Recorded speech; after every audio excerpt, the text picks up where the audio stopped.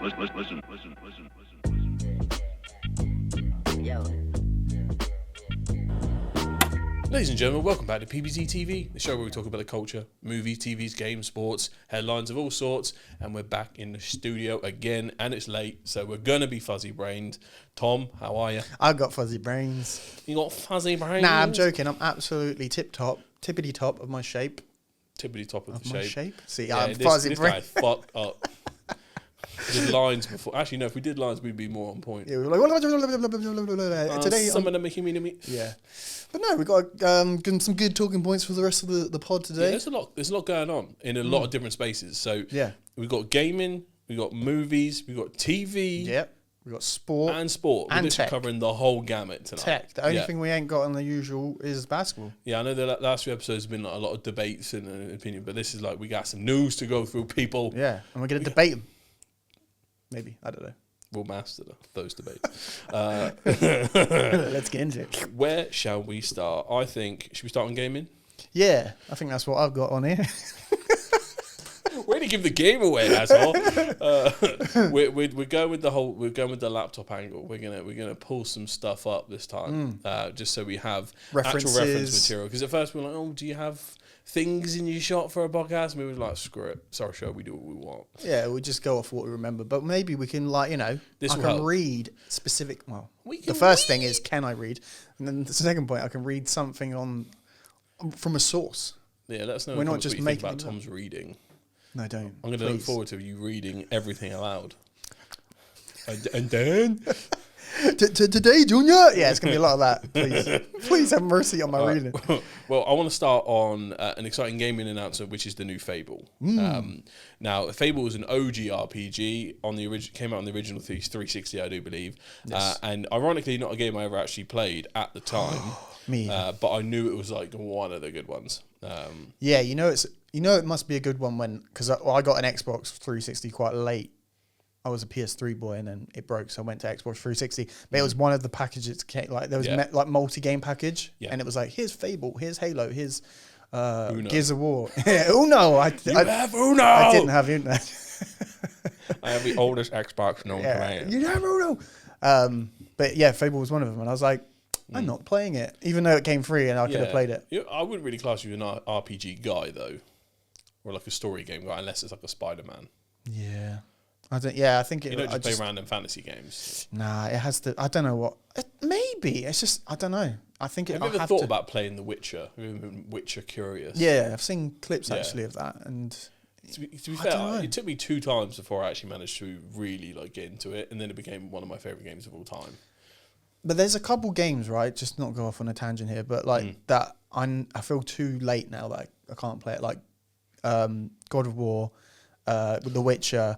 Is it because you know the story? Fallout. Like, they've made TV series and stuff on these things. And I'm like... Well, they're going to for God of War, but they haven't yet. Yeah, but they've made it for Fallout. They've made it for The Witcher. They've made it for a lot. And I'm just there like, I want to play this because the TV series is out now. At least from the Witcher side, it's quite far away from the game experience, so it won't interact with it at all, and the stories they cover aren't the same. I don't think it's covers that. book territory. I think it's more like, now I'm playing it because... Oh, you're in that too mainstream, I ain't doing it. Yeah, maybe. Oh, I don't know, man. Maybe. The Witcher is a magical experience for me. If I had to, put myself into, why are you playing this game? Like a full-on therapy session. I'm like, because the internet's telling me to. I don't know. Yeah. No, that's never going to work as a thing. And, maybe back in the day, Fable was in that, because it was kind of everywhere. And it made me Fable curious. So I decided to go on Xbox, because they have both. Cause I'm a rich girl. I went and downloaded Fable, the Anniversary Edition, just so it had, I think it might have been the only one available on Game Pass. Now, don't hate me in the comments if this is some terrible, not close to the original version, but it still felt quite old at the time. Bear in mind, I've only played the opening mission, and just getting a feel for the world, but it feels like the most quintessential RPG you could ever play. Explain your meaning. I feel like it is much people in the comments let me know about this, but it feels like by today's standard, it's really basic from what I've done so far. Right. Which but one I are you think playing this again? may have Fable 1. The first one. But I feel like it might have laid the groundwork for all of the games that came after. It must have. And again, Yeah. I might continue playing it, 'cause it did hook me in, but it doesn't strike me as a complicated story yet. But this is for me to find out. I still haven't been spoiled on the story of Fable, which I'm not going to read the comments now. But I'm looking for. But the new one looks mad. I'm not quite sure if it's a remaster or a reimagining, but the graphics, and I'm usually the type of guy that's like story of graphics, but they looked insane. So you mentioned it to me beforehand, and I tried to do a little bit of homework, so I watched one video. There's only one video out for it. Oh, it was actually them behind the scenes talking about it. Yeah. I thought it was going to be the trailer. Oh, okay. But I think there's that original trilogy, but I don't think it's a part of the original trilogy. It's like it's in the world. It's within that world, and it's heavily inspired by the original trilogy, apparently. Cool. So Because the combat looked quite cool. Yeah. I don't know. I feel like because what made me interested, because I haven't really seen anything before, but I knew it was like what genre, like medieval? Is it like a fantasy RPG? I'd say so. Anything that's like, I would say fantasy, because it's got magic. The only medieval game I'd say is like I can't remember what it's called. Skyrim? Yeah, no, I still class that as fantasy. There's one that's like much more realistic, actual medieval. Yeah. And it has like a story-based thing, but it will come back to me at some point. It's like cometh. Yeah, that was it. Because I was literally, when you were talking, I was looking for it. Because I've had Game of Thrones on the background. And sometimes when I'm watching a TV show or I'm like, oh, why don't I play a game similar? Whimsical right here. Because I know there's not a Game of Thrones game or something, but I want... I want to jump in this world and run around. Genuinely, I think the closest you'll get is The Witcher. It's The Witcher. Yeah, that makes sense, because Game of Thrones is... But, like, okay, sometimes I'm a bit too, like, I don't want too much magic and crazy stuff. I just want actual general, like... Because you could watch, like, maybe Assassin's Creed or something. Because it's based on playstyle, you only have to use magic on certain occasions. Yeah, I know, but there's... the capability like, to use limited magic as a Witcher. You do know witches and mages... Yeah. But you don't actually have interact with them as much as you'd think. But there is more magic in the world than... Because Game of Thrones keeps it at a distance. You know it's there, but it's not as obvious as something like a Lord of the Rings might be when it comes to magic. Yeah, so no, I was just trying to look for something strictly like... It came up. It's quite a popular one on the PlayStation Store right now. And it's... Just, people are screaming at us right now. Yeah, I can see I don't even know what to put in. Art on the what front. would I even put in to find it? I put medieval game and it came up with medieval the game. I'm like, no, not that one. Brilliant game, by the way. I'm just like, not that one though. Is it like Kingdom Come? Is it? Yeah, it's Kingdom Come Deliverance. Is it? Yeah, Kingdom Come Deliverance. Yeah, that came up number 2. So there was original. Yeah. This is Kingdom Come Deliverance 2, and I was looking at it because it was on offer, and I was like. Thing is, but then I was like, I struggle to get into. And this is such a weird distinction for me. I struggle to get into first-person RPGs as opposed to third-person ones. Yeah, I'm not quite sure what that is. I think because a lot of the times you create your own character and therefore it's a lived experience. I kind of went through the discovery process with Skyrim. Yeah. And then, like all games that are quite big, I got lost at a certain point looking for something, because you can kind of choose wherever the hell you go and what your mission is. And then I was like, and then I got distracted. You got the Minecraft. I got the Minecraft. There's too much to do. I don't like it. Screw you. I get brain fog. I do need a little bit more direction in games. That's just me being a monkey-brained invalid COD player. I'm not actually that much of a COD player, but still, it's just like that. Not even a COD player. No, I'm terrible at that too, to be honest. I'd class myself as a Halo guy myself. But in general, I can see why people like it, but I struggle to get into them because I can't characterize as well. See, that Kingdom Come Deliverance 2, I like looked at gameplay and stuff, and there's generally like a lot of it is story, so I don't think it's open world-ish. And I heard the appeal was the combat's very realistic. Yeah, I saw that as well. But then I was, maybe because I wasn't playing it, I saw the guy doing the tutorial of combat, and obviously it shows where they might strike and you got to defend it, and then I was looking at it, I was like, is it For Honor, a little bit like that, but the system's more complex, I'm guessing. Because I don't have the controller, I don't know what the hell buttons he's pressing or anything. I was like, how it first feels. I was like, when what the hell's going on here? It looks good, but it just isn't like, I can't foresee what it would be like. Because there's games like Dragon Age that came out for PS Plus. I was like, oh yeah, let me jump on that. And it was a game where it if you wrote it down on paper and sold it, pitched it to me, I'm like, that's the game I want to play. That could be one of my greatest of all time. And as soon as I feel the controls, and how the character, I'm like, ugh, brother, I just didn't like it. And I think that's, I think it was an EA one. So I think there's a certain, but even, I've got to say, it happened with me with The Witcher, that because I played it much later on from when it came out, The Witcher is really janky. Now, when you first feel how he moves around on that, it dates it. But then you learn to put up with it and then get used to it and then move perfectly in that way. Yeah. But it did really throw me off. Like, I tried to play The Witcher once, felt it, went, put it down. I'm so glad I played it again. So maybe I need to, check my own ideas and replay something like a Dragon Age. But Dragon Age is nowhere near as ta-da, as what the fucking stupid way to say award-winning game, ta-da. The developers are like, it's not ta-da enough for you, so like, come on, mate, put my heart and soul into James this. Ta-da award. But in general, I'll definitely try out the new Fable. I'm looking forward to it. I think I'm going to rewatch that vid, get more details from it. See, I'm going to open up now because I watched that vid and then it was showing gameplay as he was talking, and then like this, I can't remember what happened, but bang, someone got turned into a chicken. And I was like, what? And then I just turned the video off. That just like, it threw me. I feel like you're on the complete opposite end of the spectrum, because for me, if a game's too normal, I then don't like it. Nah, see, I like my games normal. Like, I don't. This guy plays Civilian Simulator. Like, what do you want? You want to just do real life? Go outside, asshole. What the fuck do you want? No, it's weird because I'm not all like that, but like, because I love like a superhero game or whatever, right? I don't know what it is, but I sometimes like, like a Grand Theft Auto is based on, you can't just fly places and stuff. Do you know what I mean? Well, with the right swing. Yeah, of course. Yeah, but or like a little cheat code. Or the jet cars they put in later. Or like a Red Dead Redemption. It's not.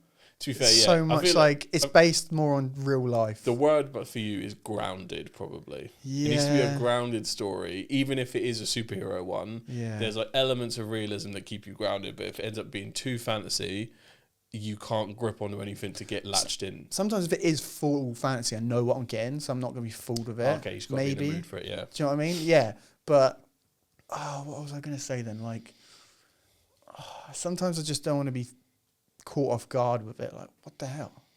I guess. Yeah, I mean, I think the chicken thing is a running joke in Fable, because from only playing the first mission, your character designation is chicken chaser, and there's chickens in the village that you can kick. So maybe it's maybe a running joke through within Fable, and the more I play it, the more I'll get it, and I'm like, okay. But for someone that's never played it, I think just bang, seeing a chicken. I was like, no, what's happened? How did that happen? Love what's how going that's on? a deal breaker for you. It's weird, isn't it? Poultry? Fuck off. Get out of here. It's like when COD, right? Like, or Battlefield or whatever, I'm playing it and it's based on a real war that's happened or something like that. As soon as they start flying up and down, jumping around, running on walls, I'm like, I'm out, bro. On the COD thing, I think many could agree with you on that, to be fair. As soon as the story started being grounded and gritty and had a bit of atmosphere to it, as soon as, Stan from American Dad ran past me in the TDM lobby, I'm done. Yeah, but like, I could play a Halo and know that it's like, I'm not going to be caught off guard because that is what that is. I'm not going to be like, why is Halo all of a sudden now? Halo's grounded and realistic in its own universe, I guess. Because imagine they just went, here's Halo World War II. And everyone's just got Halo gear. The Chief is ending that real quick, bro. No, but like, they've got normal weapons from our time. There's no jumpy crazy. It's That's just got to be a YouTube video. Somewhere out there is Master Chief versus Hitler. I know it for a fact. Master Chief. They've both definitely been a character. Yeah, they did Master Chief versus Leonidas, and then obviously Hitler versus Vader. There you go. So maybe like shouts out ERB, bro. What a channel. But yeah, I think that's just, it's really weird. I don't know why. It's just the way I'm built, I guess. It's nice to have something to look forward to, because I must admit it's been kind of dry lately in the old game sphere. There's games I've got lined up to play next, which like Ghost of Yote, we talked about that before, that's on my list. But other than that, I'm like, I still can't believe you ain't played that. That's why we spoke about it loads. Well, another well-established fact about me is I'm cheap. And yeah, waiting for that. I got a £50 gift card for what did I even get it for? Christmas that I still haven't used. For Xbox for PlayStation. PlayStation, yeah, okay. That's tough though. And Ghost of Yote is 70 quid. And I'm just sat there like, as soon as you come down, I'm gonna get it. But full price retail? I don't know about that. 50 is kind of hard because like just the PlayStation store, either you've got all the games are £70, right? Whatever, around that rough area. Or they're like 40, they're 30. on sale for 20 or 30. It's really so then you've got leftover. Zone. Yeah, you ain't gonna be able to buy two, and you ain't gonna be able to buy one. So like, what'd you do? I must admit, I should go back and be like, I'd like another one, please. Yeah, or give me more money. or take some of it back. I don't need that much. Yeah, so right now it's sat. It's that awkward middle bit. It's sat on my cabinet, waiting to be used, waiting for one day I'll just hear fire sale, and I'm like, just buying them all. I mean, to be fair, I do like that. That sale era section, and you just have a little browse. I almost broke because Battlefield 6 was on offer, and I didn't pull the trigger, mainly because I can see it being there. Every time I've ever done a Battlefield, I'm so bad at the game that I'll play it a few times, and it's never a game I play solo usually. So I'm not spending 50. Like I could. But now I'm kind of regretting it because so far I've got nothing else to spend it on until it comes down. It's funny because I actually I just had like a few weeks or maybe a month without playing it, and I went back to it, and I consider myself I was in the zone with quite the soldier myself. Yeah, I was soldier boy. In it. Played it recently, bro. I was scared. I was scared to go out. Like that's real war. Couldn't win my 1v1s or whatever. Do you know what I mean? Like going into places, like I'm not going in there. I'm going to get cooked now. Yeah, to be fair. So I just became like a sniper boy at the back, and I was just like, I'm not enjoying this. Yeah, and I don't have good enough aim to become a sniper boy at the back. Yeah, and then you need to do that more to get better at it. And I was I was enjoying sniping, but I was getting cooked, bro. And I was like, I'm not. And there was one thing that really bugged me. It kept happening. So I'd be sniping, and I don't know about I don't want to get sniped at. So obviously I move a little bit as I'm looking down the scope, just to but I swear to God, on that game, everything that you can stand on just makes, so there'll be a slight rock, and you're looking down the scope, perfect aim, and then I'll get right in your way. No, it'll just push you up. So your aim just and just moving slight to the right or slight to the left, and because I get it right because it's the ground. And rock stuff, under your elbow. It just, and I'm like I had the perfect shot, and I moved slightly just to follow him and not get shot. There might be habits you're picking up from other games. That sounds like you're picking up the COD. Yeah, you slightly move to throw off the connection. I used to do it on Halo all the time. If you played a lot of Halo on SWAT back in the day, and it would be one headshot kill or 2 or 3 to the body. You're in the zone where everything you're doing, you're moving from side to side, regardless, because you're trying to make sure you don't get clipped. Yeah, that's exactly what I'm doing. And sometimes I bring that habit into every other shooter. That's what I'm doing, and I'm not getting clipped, it's working, but I'm not thinking, because they keep moving. But I know if I stay still, my wig is getting absolutely split, and I'm going to be like, So I don't know. I've been sucking at it again. I'm like, I'm not enjoying the game. We've reached unk status where if we're not playing a game consistently, it's hard to actually stay competitive in any way, shape, or form. Yeah, legit. This is why my dad only plays Helldivers, mate. Just found it. He knows. Yeah. My dad's been the most loyal soldier. Never tell anyone propaganda doesn't work, because my dad's been fighting for Super Earth since that game came out, mate. He's one of those people then, I guess. Like, when you go online and these games that like Helldivers or they're just they're not releasing one every year, so people can play it. So you go on GTA Online, there's a person with level 1000. I must admit, apart from the blips in the middle where PlayStation were doing some fuckery with forcing everyone to have a PlayStation account, even on PC. If that event had never happened, I think Helldivers would probably still be more popular. Yeah, because they really pissed off the PC base. But also, I think it would be, culturally speaking, it'd be even more important than it is, because it still drops bangers. It still drops new stuff. Every time I see a trailer, I'm like, damn, I should replay. I think I reposted one today, and I'm like, it's just a damn good game. Yeah. It's probably the best live service game apart from GTA, I reckon. Yeah. So your dad's one of those people that just milks that one game, bro, he's got the companion app to see how the quests are going on. I rate that. I rate it, and it's actually cool. You can check in and see how because that game though specifically, I think it works because you're all one team and it's you're very fighting. unique. Do Yeah, you know what I mean? So, but if I go online and I see someone that I'm like fighting against is level 1000, PvE, where it's player versus everyone. I'm not sure the distinction of what it is, but yeah, it is quite unique in the fact that bots. So you can't go and kill you because he's got better Space stuff. Marines 2 is like that as well. But It's like GTA, missions. if a guy's level 1000, he's probably got like I don't know, those flying jets or what that has like the machine. Well, I don't know, whatever. I think anyone could buy it now because pay to win and stuff. But yeah, it's just one of those things that I'm like, bro, do you play any other games? Like, no, but specifically, you know, I'm getting cooked by someone like griefers in GTA. I don't think they do, mate. Yeah, they've invested far too much time. Do you reckon they'll do anything to address that in GTA 6? No, why would they? Because it works. They want people to stay playing that game online over and over and over again. Yeah, because you can create a private lobby, can't you? Yeah. And I don't know why everyone complains that if you can make a private lobby to do your missions. Yeah, I don't know. I think it's just. I suppose it's just if you like didn't bother I think it's at just the time. Yeah, you just. I think you drop in an online at the end, and then you just. I saw a clip actually the other day. It's like someone just drove out of his garage on GTA, and the radio was on. He was just looking like around. He hadn't pulled off yet. He just literally came out, and he looked to the right of his camera, and there's a full-on Harrier jet just staring at him. And he just went, and it started shooting rockets, and he just backed up back into the garage. Like, nope, not going out today.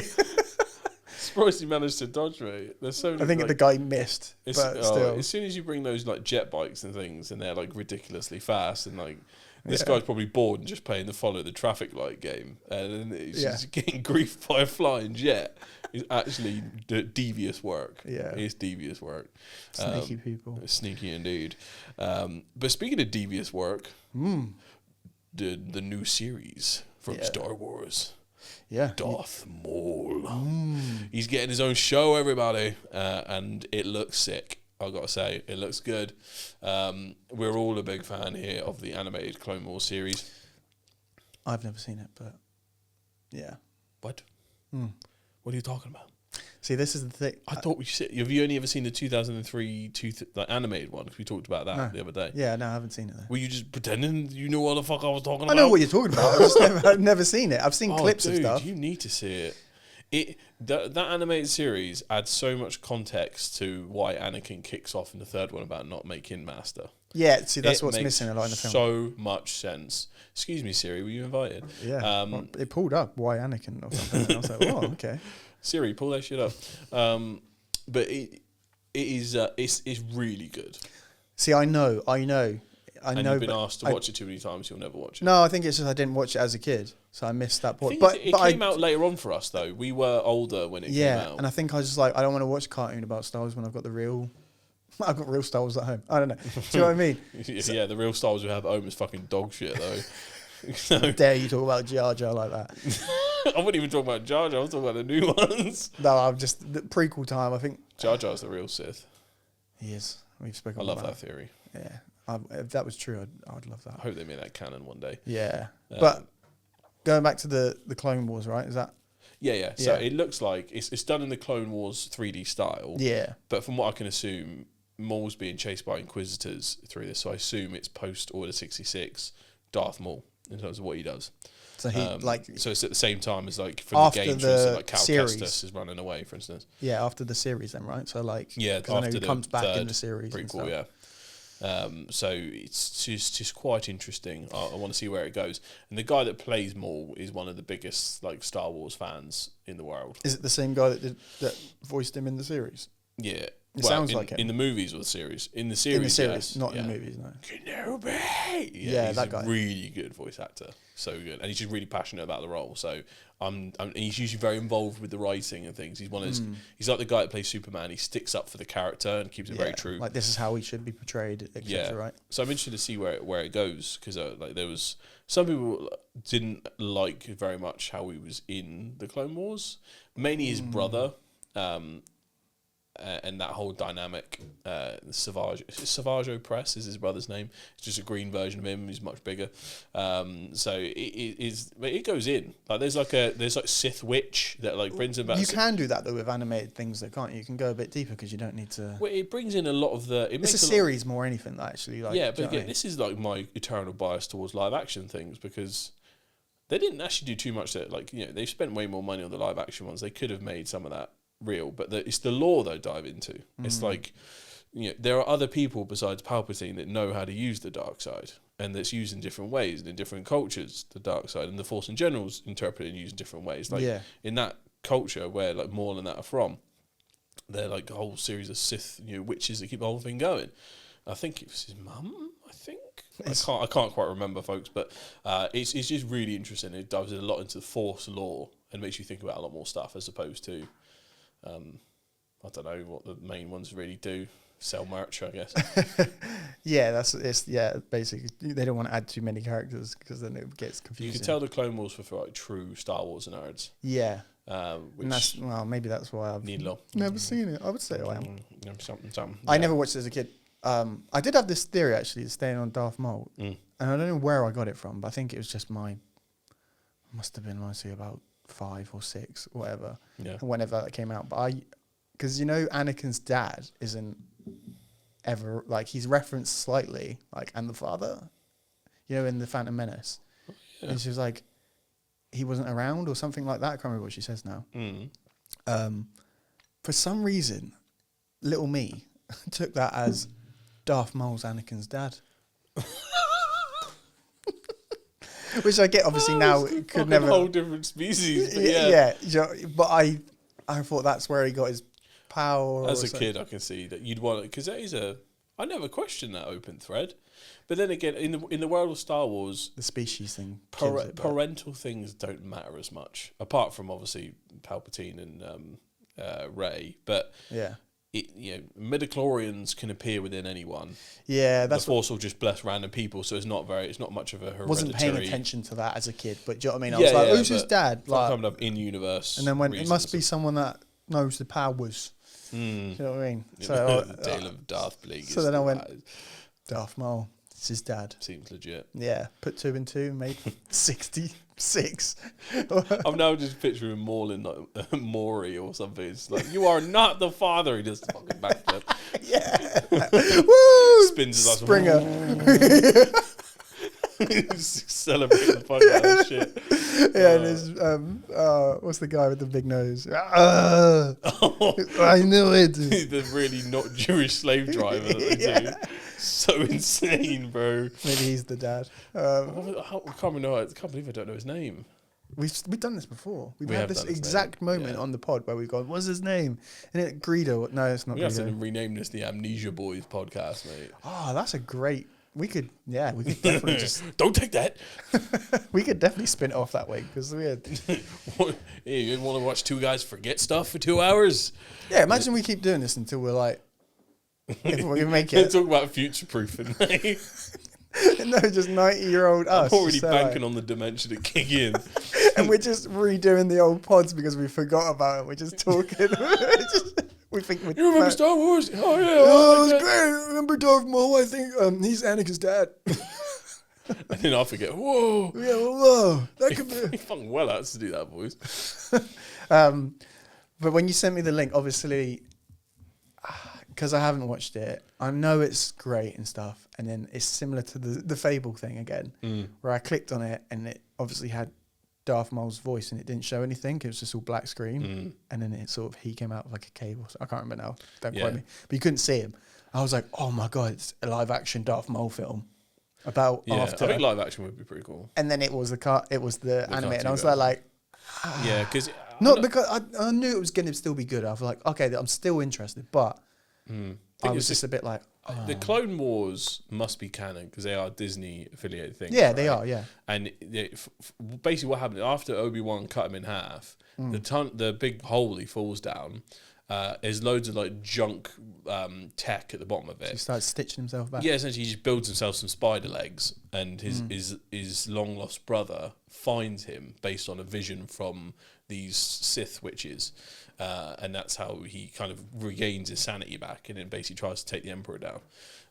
So I'm not sure if it will be somewhat of a rebellion angle, probably more of like a fighting for his patch and just survival and all the rest of it like everyone else is during 66. Yeah.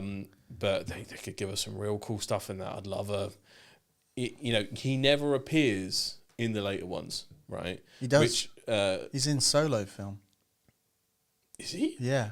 Did I miss that? Yeah, it's right at the end. Is it like a post credit or something? No, I think it's part of the Darth actual. Maul in Solo. Yeah, it is Darth Maul in Solo. Ready? I forgot that film existed. First of all, I know. I watched it I think I watched a bit of it at the start. so it was about, because in my head I was like, this would be a perfect excuse to allow Darth Vader of that time to be Darth Vader, and he's the one that finds and hunts down Maul and chops his head off because it'd be so easy for him. Yeah. At that point, anyway, he was OP. So yes, Darth Maul appears in the brief cameo at the end of Solo, revealed as a true leader behind the Crimson Dawn crime syndicate. Oh yeah, that makes sense. Yeah, because I just was completely. I think I watched Solo when it must come out. I didn't finish it or whatever, and then watched it recently, and I was like, "Whoa, what's Darth Maul doing it?" Like completely thrown off. Like, what's going on? Where's that ever going to go? Is that going to go anywhere? That's what I mean. Seemed like they were. I think every movie at that time was open in Marvel-like threads. Yeah, with what was no he real doing plan or the whole infrastructure to follow up on the story they've created. Well, I guess it. It's like. In Marvel, when everybody's fighting Thanos and stuff, and then you got Captain Marvel, like, what have you been doing? Where have you been? Like, surely this is the main. And she's like, nah, there's loads of other stuff going on in the universe, So maybe Maul's like, because then the whole battle, right, with the Empire and the Rebels and stuff. Maybe but the point is that the Empire basically rules the entire universe, so they're the universe's problem, or at least that. Yeah, exactly. So what have you been doing, Maul? Do you know what I mean? Well, I've been running a sort of crime syndicate, clearly, making peas. Yeah, just given up with it. I don't know, but it makes sense as a strategy. You can make some organised crime as like your own little police force to stop you getting hunted, and as long as you keep secret. Is that why they're doing it, though, so that they can monetize that as a series or a film later on? I mean, obviously they're doing it via the clone. They need to do something with Star Wars. I'm quite curious as to what is next for Star Wars, to be honest. That's what I mean. They're milking all these other random side project things. Yeah, if I was them, I'd go right back to the Old Republic and start making those stories. I think we spoke about it before. What they need to do is they need to show Darth Vader. Or make a solo Darth Vader movie where it's just the most badass thing you've ever seen in your life. Yeah. Because you could do like a psychological, like horror thriller of him being like a Jason type thing, but for like regular Jedi people. Yeah, just absolutely because he is just the genocider in chief. So clearly he could be doing something business. He's a household name that everyone knows that would want to watch that film. They could make a lot of money off that, right? Yeah. So I don't know why they're not doing it. Is it because that he's just been portrayed as like? I don't know, he's like a CEO, isn't he? He's like delegates now. It could be a narrative thing where, because we see less of Vader, it creates more of an aura and a story. The more you show of Vader, the more you take away. It could be. So maybe that's what they're concerned about. Because in the originals, he doesn't really do a lot, does he? He has these really shocking fights, and especially if you think about the originals, they're near the end of when the Empire's going to end, I guess. Yeah, he's old at this point, right? And frail, so etc. He's been doing that for a long time. But then you see it in the Obi-Wan series where he's like basically like force doesn't even let the spaceship take off. He uses the force. He's that strong and like. But even then, you just see him walking around. Obviously, they have that great fight at the end, but. Yeah, there's so much of that part we could see of him, right? And Rogue One, right, when he slaughters those guys. But I guess that is one of the coolest scenes ever. But again, is it because it's so awesome because it's so sparse? Yeah, because we don't see it a lot, so it's like, and then you see that in the Obi-Wan series. Yeah, so you see that him just doing little bits here and there that you're like, oh my god, I want more. I wonder how big of a risk they would ever take with Star Wars. Like, imagine. This is already in a galaxy far, far away a long time ago. What if they just did even further away, longer ago? Or like now we're in the future, or like modern day, or whatever, or like modern in the future Star Wars. In the future of where we are, or something. Like just a massive time skip, a completely different set of characters, a completely different setup, a completely different vibe. Do you reckon they would ever take that big a risk? I mean, all they'd do is just basically make the first films again, like they did with the ones now. The ones closer to the originals are the only ones that are financially successful. That's the Jurassic Park method. Yeah. Jurassic World, brilliant. Why? Because it's #1 remade. It's just the same thing. Anything else they make, dog shit. It's terrible. 100%, yeah. It's literally the same, because the Force Awakens was alright, because it's basically the first movie anyway. Yeah. But I've never been more frustrated watching a movie than watching the newest Jurassic Park. Because it's just... It was the dumbest thing I've ever watched. I didn't even watch that one. The last 2 have been awful. I turned it off 20 minutes in. 2, yeah. It's so illogical. All we want is we just want to see big dinosaurs on the loose, killing people, right? Well, the thing is, they were, right? But for me, I think the reason that 1 worked really well, obviously Spielberg being master of building up the tension, the reveal didn't come for later, similar to Jaws, but the books are so dark and so graphic in terms of what happens. Like there's so many scenes that cut out because the original book is based on the original movie. There's scenes where like the velociraptors, or like the tinier ones, at least the tinier raptors, like just steal a baby from a cradle and like eat its guts in front of like its mother that finds it somewhere else. The scene where Ned gets killed isn't just you spray in his face and just in the car. Anytime it's raining too hard, I feel like I'm Nedry trying to steal some shit. Especially if I'm getting in my car. Here's a stick. Go get the stick. Yeah, there's none of that. What happens is he hears something, he turns around, spits in his face. He's like, ah! And it walks over to him slowly, slices his guts open, and while his guts are still everywhere, it like presses down on him and then bites his head off and picks him up. Like, it is brutal. Yeah, but you can't. There's a reason why it went. If that was the case, that would be a horror film. And he didn't have to go that much gore, but that's the thing. How successful would a proper dinosaur horror movie be? Now, because it would be. But 1993, there's no way, bro. That would not. Maybe. But I think it doesn't. They don't own the dinosaur. I mean, they could have a dinosaur patent or like copyright. That would be insane. But in general, why is no one making dinosaur movies? Because you can't top Jurassic Park. You could if you took it in a completely different direction. We make up monsters. They were real ones. They were knocking about. With feathers and stuff. Go down that route. Yeah, could do. You could do hyperrealism. Yeah. Do you know how, like, you could just directly, if we take the movie like Lake Placid, you could directly replace the crocodile in Lake Placid with a Spinosaurus and it's just as mad. Yeah, true. But then I think it would be the case. Like, if you were pitching this to the movie guys, they'd be like, so you just want to make Jurassic Park, but with a different... No, I want to make for real Jurassic Park. Do you know what I mean? Though they would be like, "This is why don't we just use the Jurassic Park name and then try and make money off this?" Because that's definitely what's happened. They try to pitch more dinosaur movies and they're going, yeah, because kids do love dinosaurs, so I feel like it would cut off your main audience. It's one of the. I need more short filmmakers to make dinosaur horror movies. I was a dinosaur kid, so I'd have been all in, bro. Like even the Disney dinosaurs.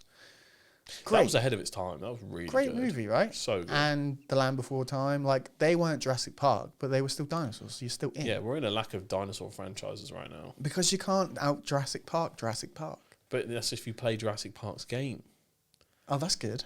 Yeah. See? Oh, sorry. That's I was if you try and create a similar thing. Yeah. There's lots of explanations of why dinosaurs could be kicking about. You could go back to that time period, aka dinosaurs.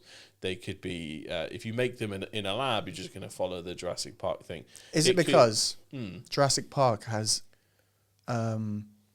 sort of just made us think what dinosaurs are? Because there is that theory, right, that they had feathers, etc. We now know that T-Rex sounds like that because of Jurassic Park, but it doesn't. Maybe. No, it doesn't sound like that at all, yeah. Do you know what I mean? But you couldn't put that... I think there's only like one dinosaur we know what it sounds like, and it's because its skull was like a windpipe and you can just blow through it. Yeah. Is that Velociraptors? Because they do that in the movie. No, I think it's either a Parasaurolophus or a... Damn, this guy knows a Dilophosaurus or something. Where this it's guy like knows his dinos. Yeah. Yeah, so I think there's only one, but it's because it's hard to guess. Imagine if it just sounded like a mad big chicken. Yeah, but then if anything, that's more realistic. People would be like, "I'm not in this. Don't call that a dinosaur." You won't get in the buy-in, so you have to keep it. But again, you have to keep it the look and feel right now of a dinosaur. If you made in Jurassic Park, but then T-Rexes do look fairly similar to the first. Like I watched one where someone had CGI dubbed over what a more realistic today's version of a T-Rex looks like in the same scene with feathers and stuff. Or? No. So T-Rexes probably didn't have feathers. They might have been more multicolored, but in the dark it didn't really matter too much. They were a lot bigger, a lot wider. The eyes were more on the front, right? So they were predators in that sense. So like it's not like in the movies are on the side like a lizard. That when it's looking at you, it's looking at you. Like if they made a real accurate T-Rex, it's actually much scarier than the T-Rex in Jurassic Park. For instance, real T-Rexes had padded feet, so they were really good at stealth. Now fucking insane is that, to the point where this thing's got incredible eyesight and can genuinely sneak up on you? You're lying to me, bro. I'm dead serious. Like, real T-Rexes. A real T-Rex no for joke. me is boom, and my water is just. That's a perfect cup. It's not the same cup from the show. It is. The Nokia Spinosaurus is coming in. Oh, man, I love that. But I kind of hate the fact that like real life Spinosauruses, like the dino community, feel like the Spinosaurus has been nerfed every year, because the more we find out about it, the less like Jurassic Park 3 it gets. Oh, really? So that's why in the newest Jurassic Parks it looks a lot more different. So it could stand on 2 feet, but it used to walk around more like a crocodile. Oh, okay. It was still very similar size. So if you put size-wise next to the T-Rex, sometimes they were longer, but they weren't in anywhere near as big. Don't ruin the Spinosaurus for me, mate. Because honestly, But it opens up a Jurassic whole Park new world 3. of dinosaurs. So, for instance, if you want one that's more like the Spinosaurus from 3, you need to look at a dinosaur called the Baryonyx, and the Baryonyx is a lot more like that. It's just really? smaller. Yeah. And can live in the water, etc. as well, right? Yeah, it still was like water type predator, but it stood up more on 2 feet and stuff. From what I know, at least there's so you should check out Dino lectures on TikTok, mate.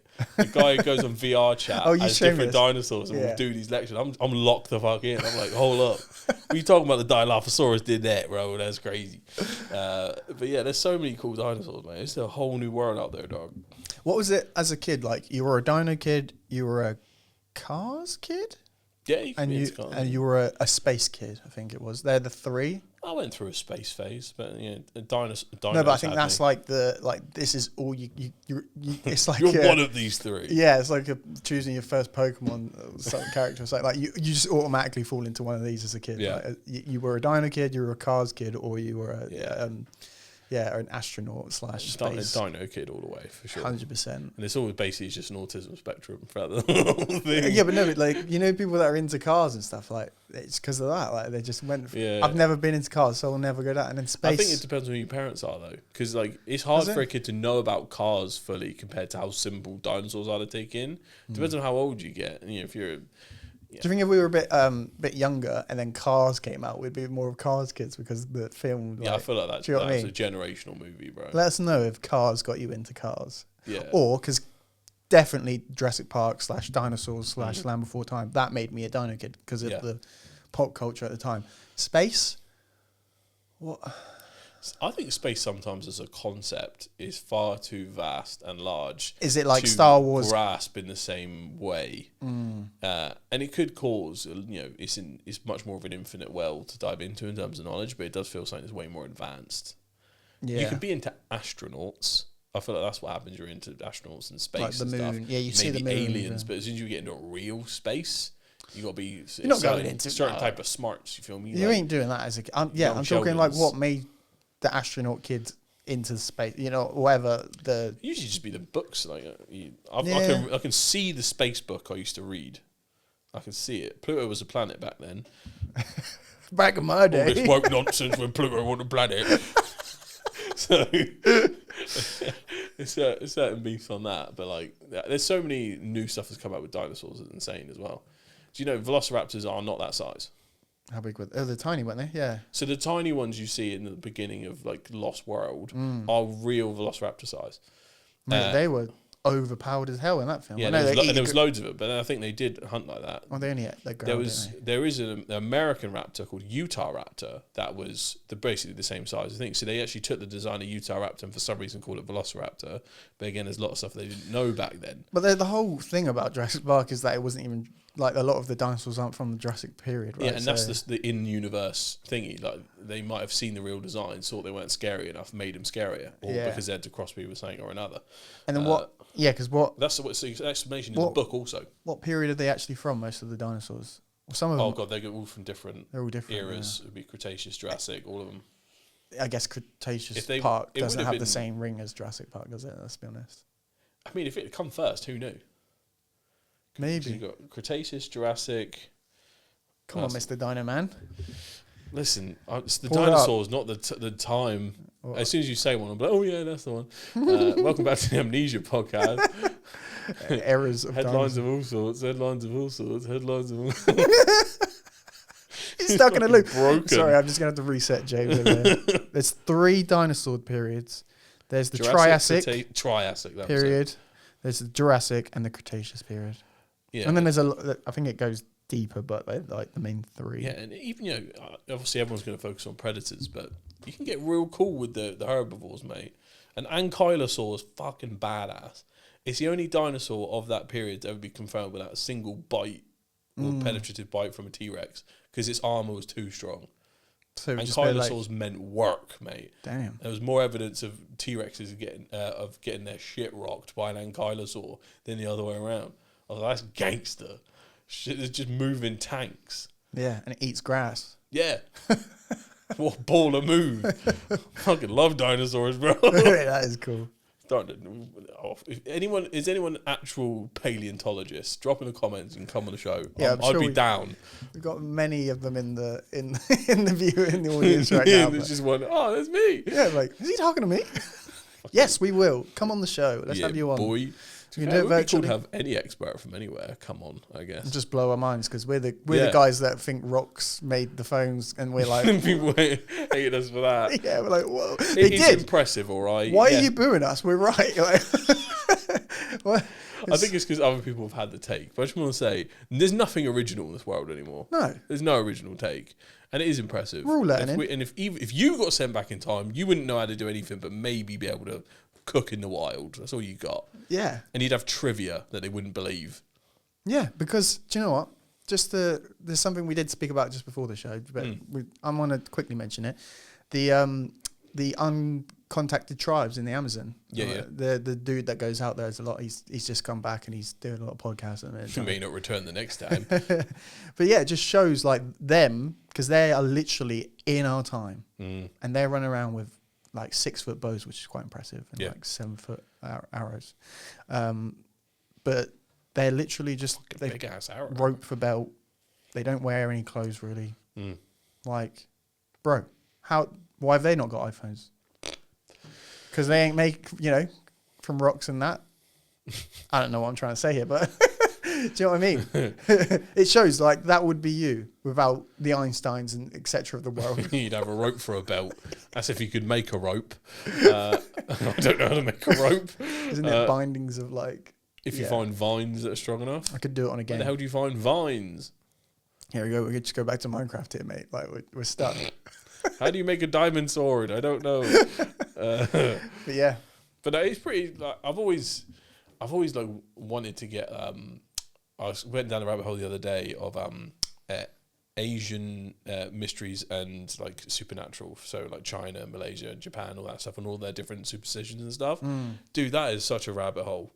Yeah. It is so interesting how there's like different cultures with like different like ghosts and that. Like, mate, there's one day of the year they just won't go out, right? Like anyone just. Well, where? I think it's in China because I was watching one of these. Shout out to a channel called Mr. Barlin. He just does like horror, crazy stories. Yeah.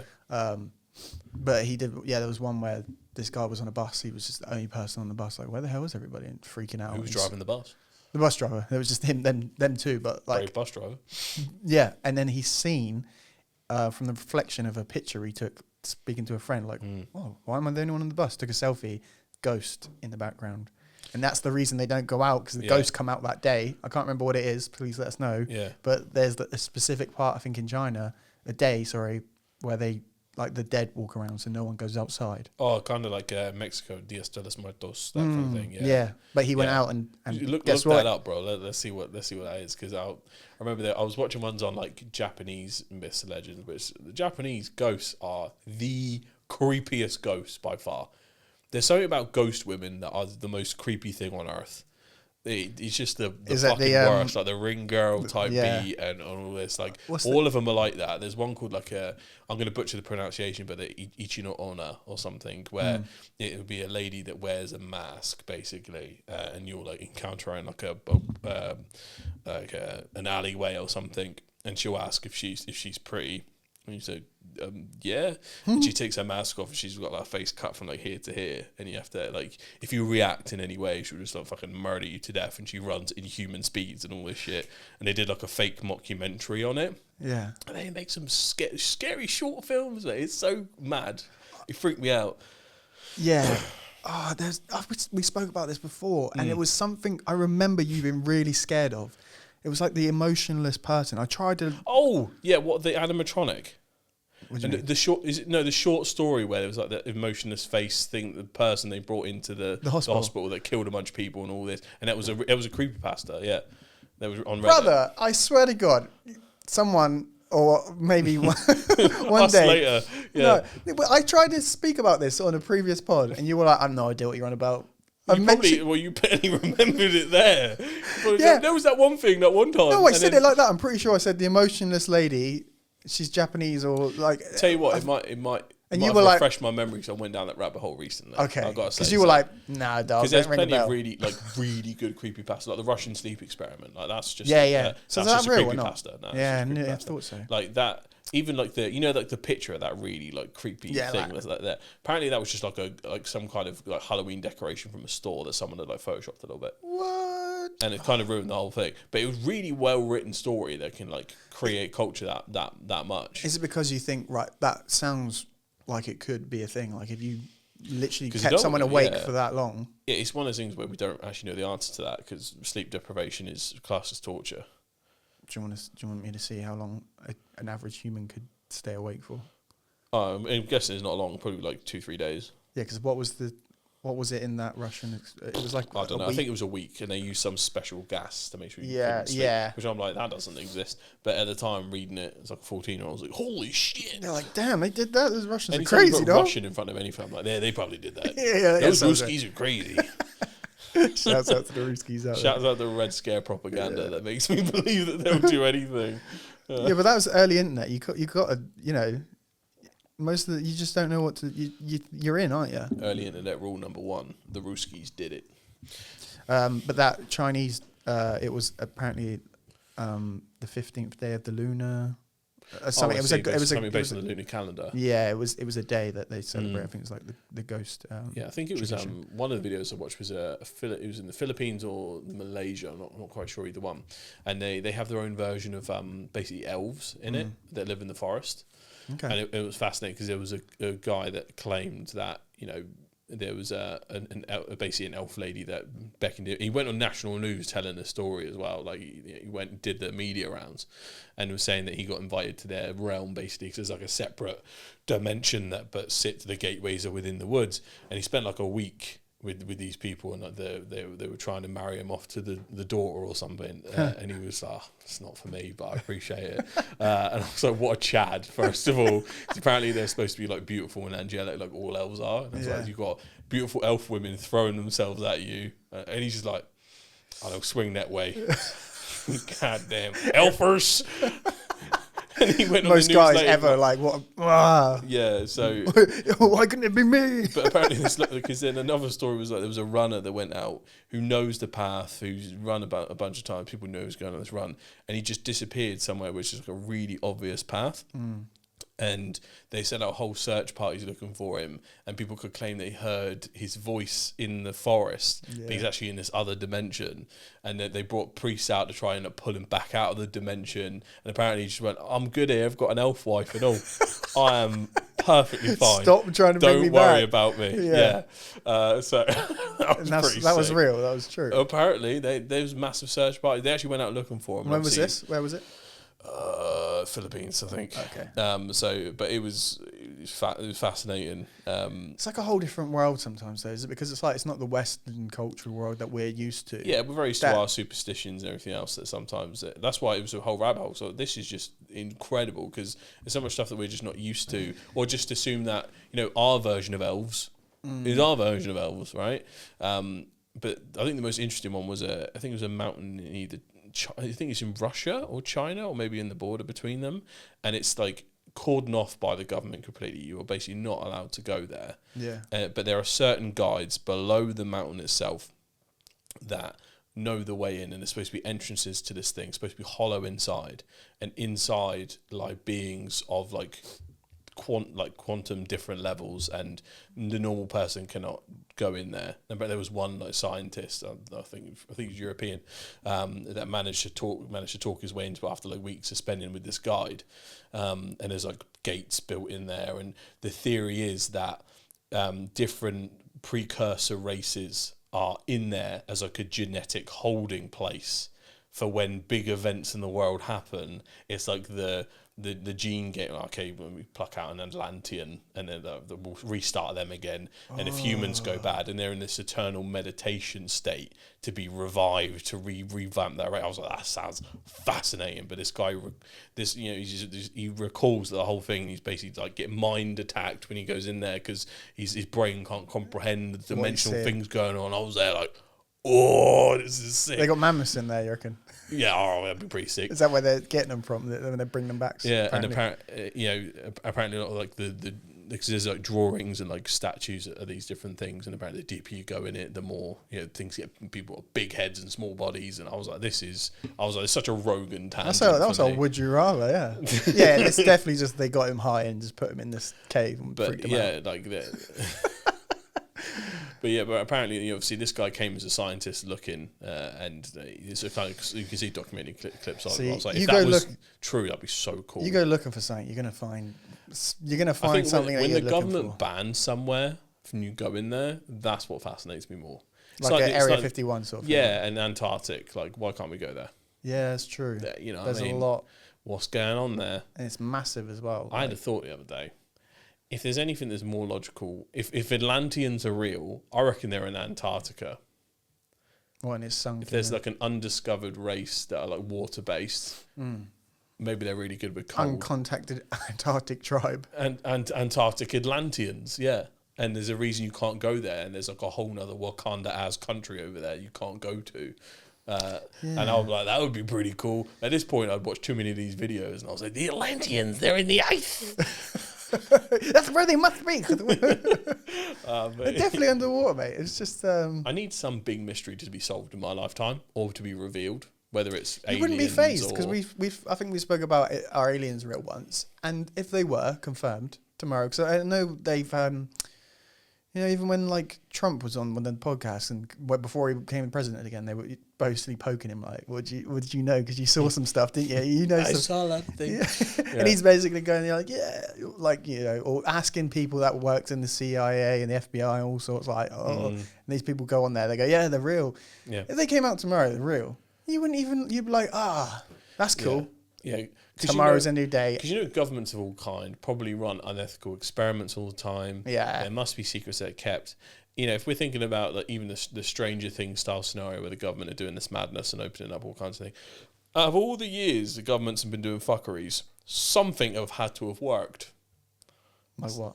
Like any kind of experiment they've run, like psychedelics for mind control or teleportation or time travel. Like, is it the Montauk project that is like one of the ones that there's like loads of accounts of the Navy saying one of their ships, like they built a device to try and do teleportation, and it actually worked. And there's like a fleet of ships around the one ship that had the device on, and they activated it. It just went, and then like there's loads of Navy people that are like, I saw that shit. It disappeared. And where'd it go? I don't know. I'm not sure they ever found it. So they can teleport. They just never teleport back. Like they don't know where they're going. They're working on it. But I think it was because it was like based off of an old design that Nikola Tesla left behind, or something like that. Right, Again, it could have just been a cool creepypasta. But I'm like, surely there must be something in this world like that is true, and I want at least just to know a smidgen before I pop off this planet. I need a mystery. You need it, yeah. Need a little something to bite my teeth into, man. You get your tinfoil hat on, mate, and go searching for something. It never come off, mate. Because when you'll find something, do you reckon you'll turn into one of those people that just has to go travelling to find like specific things and what, like, you know what I mean? Could you go that deep? To see it for myself? Yeah, like, okay, if you would imagine you got obsessed with something so much, like so in depth, that you went, yeah, I'm going to go find this now. I think because I can see you getting into that. It depends on what it is and how much of an inconvenience it would be to my life. Because you got to think how you fund all these trips. Yeah, but that's at the same true. time, like, because I remember one that used to really get me was there was two of them. There was the thought that it's all Amazon based. That like the Arapendek, is it like the one that could be like the massive like Bigfoot type thing? Yeah, that basically loads of the different tribes out there had the same story for, and the one that was more like it wasn't a mosasaurus, it was a plesiosaur, basically. It was like a long-necked dinosaur type thing that could still be out there. And every time they do one of these documentaries, like, it is plausible that one of those things could survive in that place. I'm like, damn it, they're right. it could be. And I could see, but I'm like, am I really going to be traipsing around the Amazon? Yeah. More likely to get got by a friggin' anaconda before I find the dinosaur. Mate, There's a real one there eating my leg. So, You ain't lasting 2 seconds in the nah, Amazon, I'm bro. like, I ain't got enough quavers for the trip, enough Watsits and that. I'm not eating all this foreign muck. Shouts out Carl Pilkington. Cheetos couldn't last so long in those places. It'd be me. I'm like, I'm out of ramen. This is day 2. I'm in the resort and I'm hungry. Yeah. I don't know what this menu says. I'm It not says the go traveling hunt type. for your own stuff. What does that mean? Yeah, it's not gonna happen. Now, would we bring on these crazy people to the podcast? Yes. Yes, I would like to hear that. Yeah, that's what will get me. It's just someone that talks deeply about something. Yeah. God, and I was going to start on the UFOs one, but that's probably a whole other episode. Let's say, yeah, I feel like Because it's never talked, because it's always like the meme is UFOs are only in America. yeah, But in this channel, he was talking about loads of the ones. There was loads of stories from China about a guy who'd been abducted and that, and that he brought out like a search party out, and they saw stuff too, and it, like the ship had crashed. well, in the mountains. their government would shoot that stuff down instantly. Exactly. So it all seems a bit more plausible. And I was like, what? But you ain't going there to learn it. But apparently, this guy got violated. Well, you would though, wouldn't you? He saw the ship there one day, and it like mind attacked his brain, and then he went. And he was with his son, so there's two people on this. They go back to the village and they tell everyone what happened. They all go out to try and find it. There are some people looking through binoculars, and apparently one of them sees it, and then he passes it to the guy. Oh, let me see, and he sees it, and then also like a humanoid being stood next to the ship, and at that point apparently he gets hit by a beam of light, and he goes, ah! And he's in a coma for like a month. Damn. And I'm like, you can't fake being in a coma for a month. And then when he came to, basically, he was like barely able to do anything for like weeks. And then apparently he was visited multiple more times by said aliens who would basically, he'd wake up and he'd be floating above his bed. Time's like frozen. His missus is right there. He's like, it's kind of like sleep paralysis, I'm guessing. But it came over and like, apparently would check him out one day. Like injected something into his leg, and he has a scar to prove said thing, apparently. This has made national news in China back in the day, and I was like, damn, this is deep. So it's not just the Americans that have the. See, no, that just. I got abducted because apparently then he got brought onto the ship at some point, and he got. Nah, that got diddled. Do you know what that gives me vibes of? It's that lamp story where the guy's at college, he's playing football, and then he's talking to this girl and stuff. Bang, collides with football industry. He goes to the hospital, whatever, and then like a few years later, he marries that girl, has a kid. He's at his house. He's living the American dream, and he's in his front room watching football on the TV. Looks in the corner, and the lamp's blurry in the corner. Oh, it's just the guy that lives a whole different life. Yeah, when so he's knocked the out. lamp's blurry, and he's like, "What the hell?" So he's just obsessed with looking at this blurry lamp. Doesn't go to work. The glitch in the Stares Matrix, at it for ages. His wife's like really freaking out, and then it turns out like that football injury back then he basically made up a whole life. His wife and kids were never real. Thing is, I could see that seems much more plausible than most of the stuff we're talking about today. But then he might have hit, but he could have hit his head and then bang, that whole true. alien thing. Yeah, but the thing, when he got hit goes. with this beam of light, quote unquote, he was with like 30 other people on a search party. And there's loads of photo evidence of all of these trees being knocked over when they shouldn't have. My theory on it is basically the Chinese government were experimenting saying, and no one could know what it was. Yeah. And I'm like, because again, I'm like, that must be true for something. They must have come up with something cool already. But yeah, that was super cool, dog. It was super cool. So go down the Chinese alien rabbit hole, people. You won't come back out again. The algorithm is going to get you. Just to quickly wrap on this section. This is the thing when you go. Did we start talking about Star Wars and we ended up here? Yeah, we did. And Actually, it kind of tracks logically. Yeah. It was a mad tangent. I'm sure there's many sections we can cut that into. So if you want to listen to the Star Wars bit, you can. And then, but there was a point. The dinosaur bit, the alien bit. Yeah, but this is I guess the problem with pull that up. I pulled it up and it completely random. You know the longest you can sleep. Yeah. Remember that conversation that from 20 years ago? Yeah. So a famous experiment in 1964 kept 17-year-old Randy Gardner awake for 264 hours, which is around 11 days under observation. How did it keep him awake? Were there brain signal things on him?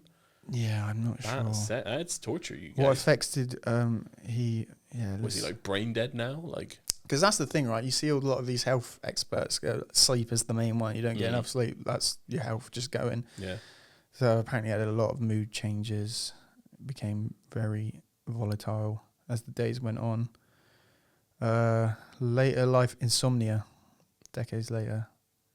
But then, do you reckon like things like that happen from us just not getting enough sleep in your life in general? So like, the less you get of sleep, the later on you get your dementias, you get your health. Yeah, I know problems. a lot of that is definitely linked. It's got to be, right? Yeah. Get your 8 hours, guys. I'm not sure if I'm pretty sure the 8 hours thing's made up. Or It's the same as the food pyramid. I'm not sure how much science is actually based in. the food pyramid's actually backwards. You've seen that on South Park.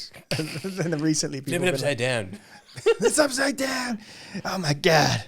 But apparently like that is, people were like, yeah, it is upside down. Yeah, South Park don't miss. It's becoming harder and harder maybe to write South Park episodes. You don't know how crazy the world's getting. Yeah, they're just like... I can't outdo what's happening in real life right they can't now. even keep up. They're like, we'll just copy real life. Then, It just becomes a documentary at this point. Yeah. That's terrifying. There's a new Deadpool film in the works, apparently. Yeah, we literally saw the announcement before we started the pod. Apparently it's in the works. Ryan Reynolds is personally going to be like working on it alongside whoever the director might be. And I'm looking forward to this one because Deadpool versus Wolverine was really good. It was amazing, yeah. Really, really good. Fantastic. I think a lot of the memes and GIFs are still used to this day. Yeah. I still one of the quotes I steal from all the time is gubernatorial. That's like a vocal. One more word. What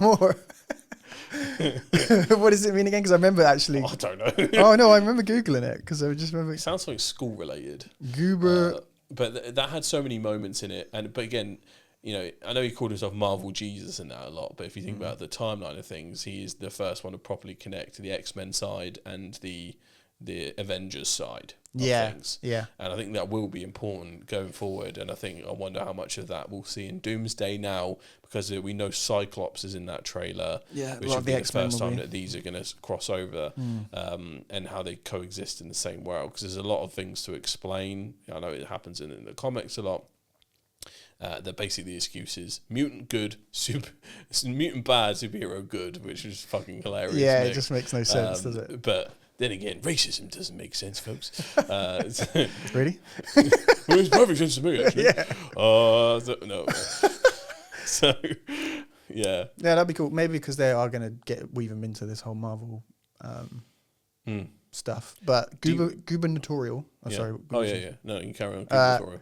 Is an objective meaning relating to a governor or the office of governor. Oh, yeah, governor. Especially as a US state governor. So a gubernatorial election equals an election for governor.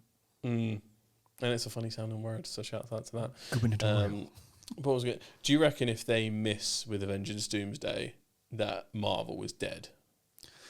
Yes, because I actually probably would say it's already dying because nobody cares. There's too much. Well, the thing is, they did too much and then they basically almost completely stopped. Yeah. And do you think they've stopped strategically for this reason? That's what I mean. Their strategy is like... This is basically a hard reset on everything that's happened. Do you reckon they got too ambitious with the TV shows? The thing with it is that there's so many comics to base it on and so many stories within the comics. They're not really even going that deep, let's be honest, compared to the comics. Yeah. But I think it's just too much for people. People aren't ready for that much content, maybe. I don't know. It depends, but because again... I'm sure there's people that yearn for it, let's be honest. Because not every comic reader will read every comic. You'll kind of stick to your phase because there were successful series. So Loki was successful. Daredevil was successful. Yeah. On some level... Is this after Endgame? Is this what you're trying to say? Yeah, like just the new era of different shows. Is it Phase 3? Phase 4? Yeah. Wanda's show was successful. I really liked that, actually. And I felt like it changed tack too much at the end. But you have at least 3 successful shows, and then ones that weren't successful were like Secret Wars. I didn't even touch that. Hawkeye. Moon Knight here. Miss Marvel. Moon Knight was good. She-Hulk. Attorney at Law. Yeah, so there's they've had half that made it and half that missed. And that could be purely down to the direction and the writing. slasher character, because Moon Knight is not a very well-known character, but it was really cool. Never heard of it. It had a very him like or the her? soundtrack. Moon Knight, him. Okay. It had a very cool soundtrack. Oscar Isaac, really good actor. Mate, that Doomsday's phase 6. Like, when was phase 5? Like, have I missed something here? Maybe that's part of the plot. Oh, maybe. Oh no, but no one, no, the general public doesn't care what phase you put in it. No, I'm just trying to like make it easier for my brain. Like what? Yeah, and I wonder if the stumbling blocks in general, because it felt like there was a slight downturn that happened when Chadwick passed, and because that Black Panther, the franchise, because it did so well in the first one, it was going to really kick ass, and I got thrown off the thing massively. Even though the next ones were really good, I'm hoping that is it. What's his name? The guy that was in Snow. Is it Snowfall? Is it? The gangster show. Is it Damsel Idris or something? I can't remember his first name, but there's a potential replacement for the next Black Panther, or like a different timeline of Black Panther. Yeah, because I guess they have to do something with it now anyway, because it's just unforeseen circumstances. He is an important character. Who? Black Panther in the comics. Massively. I think he was in the films as well, but I think obviously because of Chadwick passing, what can you do? Like, your hand's been taken. And I wonder if that rattled the whole equation. Well, I'm just looking at like now phase 5. You had Ant-Man and the Wasp, Quantumania. Because I thought that was quite good. It's not consequential to the overall story, but it was actually quite good. Guardians of the Galaxy Volume 3. All three of those are brilliant. Yeah, they are good. Third one was a tearjerker. Yeah, it was really good. The whole Rocket backstory. Really good villain. Incredible villain. Who? What did he call himself? I just know the guy's like plastered his face back on his face. Yeah, I only saw it once. I can't remember about. Fully believed he was God. He was mental. Deadpool really good actor. And Wolverine is one of them. Mm-hmm. So I was about to say, because I'm gonna have to go back on the point I was about to make. Is that there haven't been the big, like, you know, Thor. You got your Spider-Mans. You got your Captain America. You haven't got those big characters, but they weren't that big to begin with either, were they? They sort of became what they became by formulating. Like Thor is big in the comics. Yeah, but I'm thinking just like commercially and like from a But then you've got, I think, because of the Captain America, with the new Captain America, the guy, what was his name?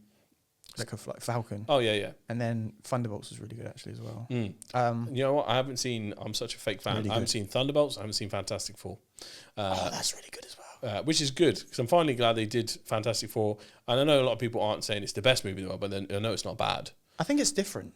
Yeah, which is good. I think when they go out there and they do their own vibe, that's unusually when Marvel films are the most successful. It was really strange actually, because it was like futuristic but set in the 50s. Yeah, it's like an alternative timeline type thing, which I think is it might be quite a good decision, because again, the Fantastic Four, if anything, is way more consequential in Marvel in general than Avengers.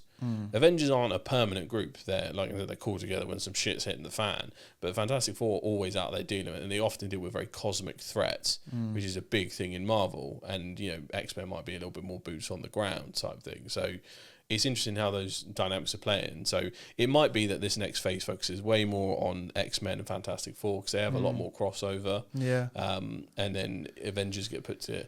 I think they'll stick with the Avengers, maybe theming and stuff, because that's what people know until they can transfer it over. Yeah. And maybe focus a lot more on X-Men and Fantastic Four. And it'd be interesting, considering it feels like a bit of a different universe, if Fantastic Four will merge at some point, because they do interact a lot.